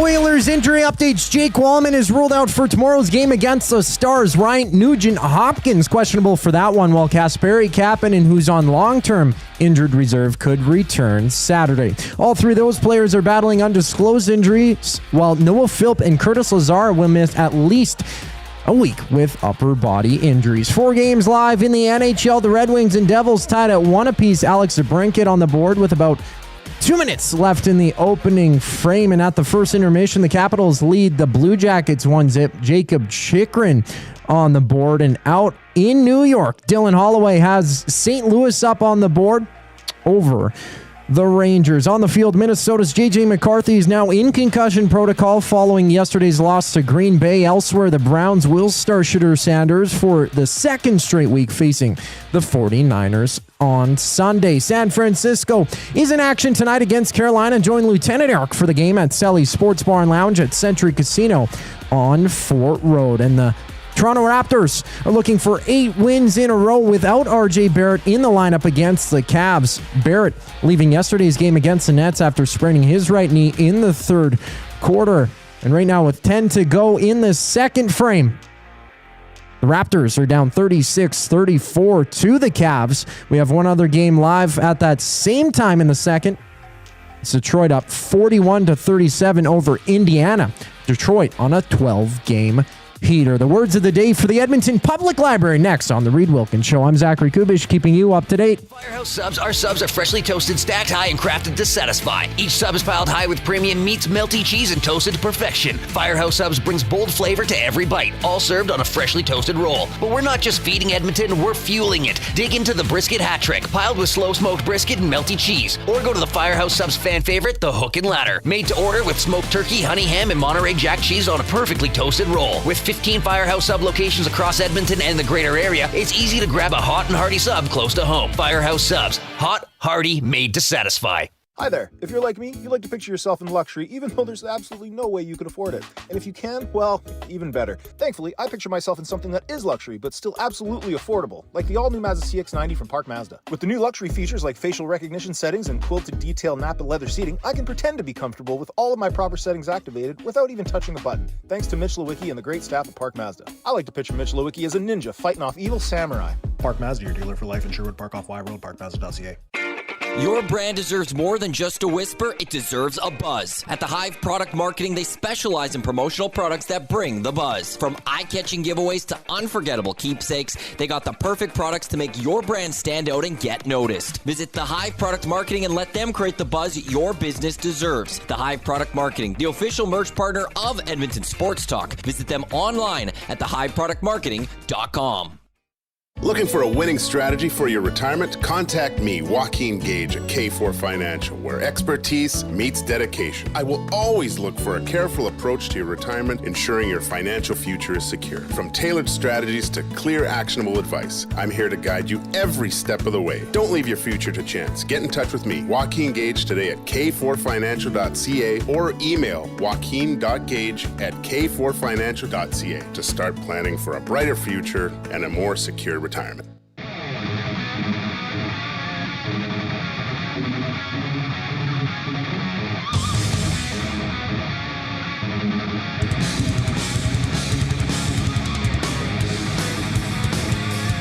Oh, I was late coming back from the break. I was doing dishes.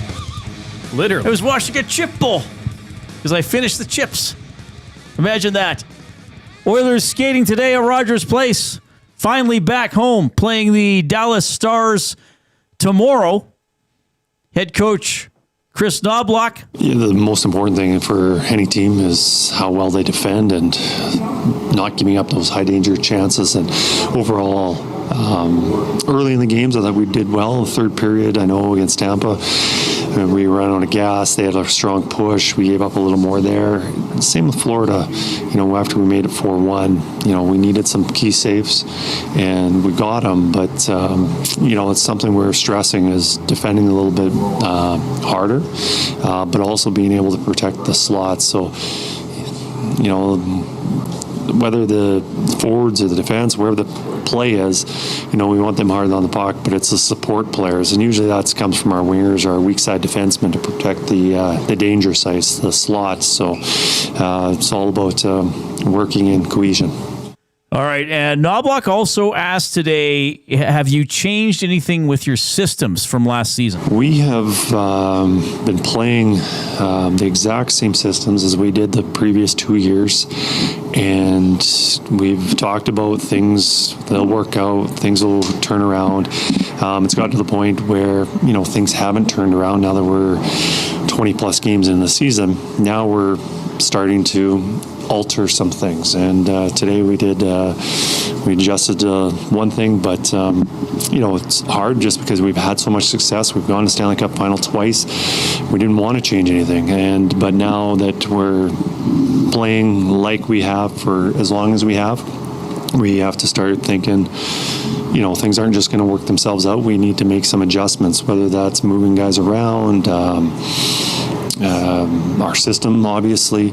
So now we're starting to look at making some adjustments.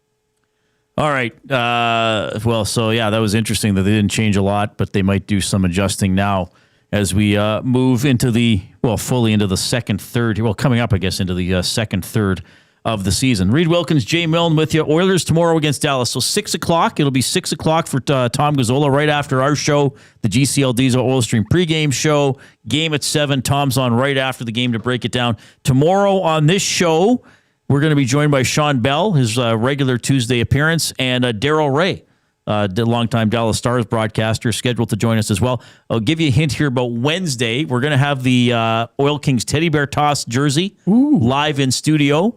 And Cleveland Guardians pitcher, local guy, Eric Sabrowski is going to drop by. He pitched in the playoffs for the Guardians. He's going to come and join us in studio. So we love talking to him. So that'll be a lot of fun. Another housekeeping here for tomorrow morning's Nielsen show with Lieutenant Eric. I have gotten in touch with the person that won those tickets and wants to auction them off. Those are tickets. These are in the lower bowl. These are really good seats. These are section 113. So you get ozone section, club access, oil attack twice, like good seats. They are going to be auctioned off tomorrow morning live on the Nielsen show. So if you want to go to this game, you want to, support a good cause. The everything that comes in from this will be going to the Ben Stelter Foundation. Tune in tomorrow morning from 6 to 9. All right. That's excellent. It is excellent. So thanks for donating these and auctioning them off for a good cause. Let's jump into our words of the day for the Edmonton Public Library. They got a Cooking for a Cause program that allows private groups of up to 36 people to have an interactive cooking experience with a chef in the kitchen at the Stanley A. Milner Library. Holiday season, of course, so this is a perfect time to book any team building event or family gathering. Go to EPL.ca, look for Cooking for a Cause and many of the other great programs that they have at the Edmonton Public Library. The word of the day with Reid and Jay. Oh, I'm sorry. Did I break your concentration? What do they got to say? Say what again? Say what again? I dare you. Let's find out. English, do you speak it? Then you know what I'm saying. Well, Reid, I've got some bad news. What? Our good friend Dave from Ewell has sent in these words today. Okay. Why is that bad? They usually come hot and heavy. Oh, wow. Okay. He's a real wordsmith. Thanks, Dave. He's a real wordsmith. That's really reassuring. You know what? I think you can. I think you can do okay. First word of the day: gallimaufry. Gallimaufry. Oh, jeez. Gallimaufry. Gallimaufry.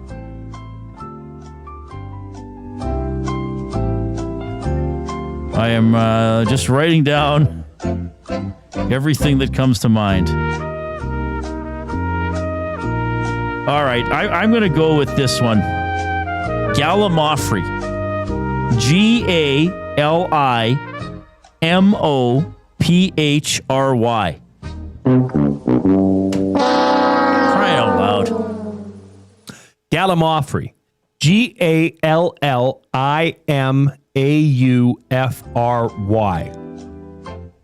Gallimaufry. I never would have got that. I never would have thought of the AU together. Do you need me to use them in a sentence, which he has provided? Yes, if I'm going to get the definition, I will need a sentence. Knobloch continues to roll the lines in a gallimaufry way. Jumbled and unpredictable. Yes! The definition is a confused jumble or medley of things. Not bad. Not bad, Reid. Okay. So I got half a point out of 2. That's sad. Second word of the day is absquatulate. Oh, pardon my language. Absquatulate. Absquatulate. Need a whole new sheet of paper. Absquatulate? Absquatulate. Okay, well, I might actually have a shot at this one. I think you can spell it. ABSQUATCHULATE.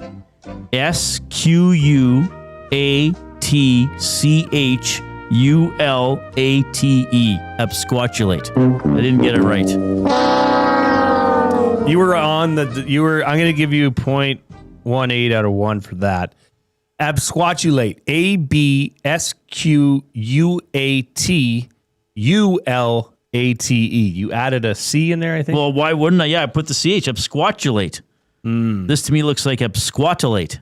Absquatulate. But it's said of absquatulate. Even though there's no CH It's a catchy one. Wow. All right. Some overthrown dictator who had absquatulated to the USA.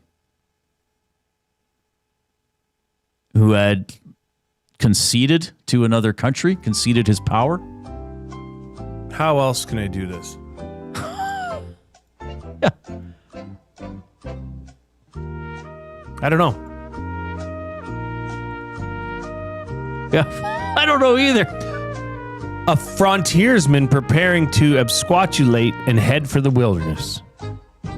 Oh, flee? We'll give it to you. Leave abruptly. Leave abrupt. Yeah. Fleeing would be leaving abruptly, I would think. So that's 0.68. So that's 1.18 out of 4. That's quite poor. Not your best work, but those are tough words, Reid. I don't. Those are interesting words. I don't think you should absquatulate. What was it? I forgot the other one already. Gallimaufry? Was that it? Gallimaufry. And this was your buddy Dave from Ewell sending these in. Yeah. Okay. Well, I've let him down. I've let everybody down. I wouldn't say that. You want me to whistle you out, Reid? Whistle us out. Our live programming resumes at 6 a.m. with the Nielsen Show with Lieutenant Eric. That's also on 95.7 Cruise FM. Jay and I are back at 3 tomorrow afternoon. On behalf of Zach Kubish, Whistling Jay Milne, I'm Reid Wilkins. Have a good night.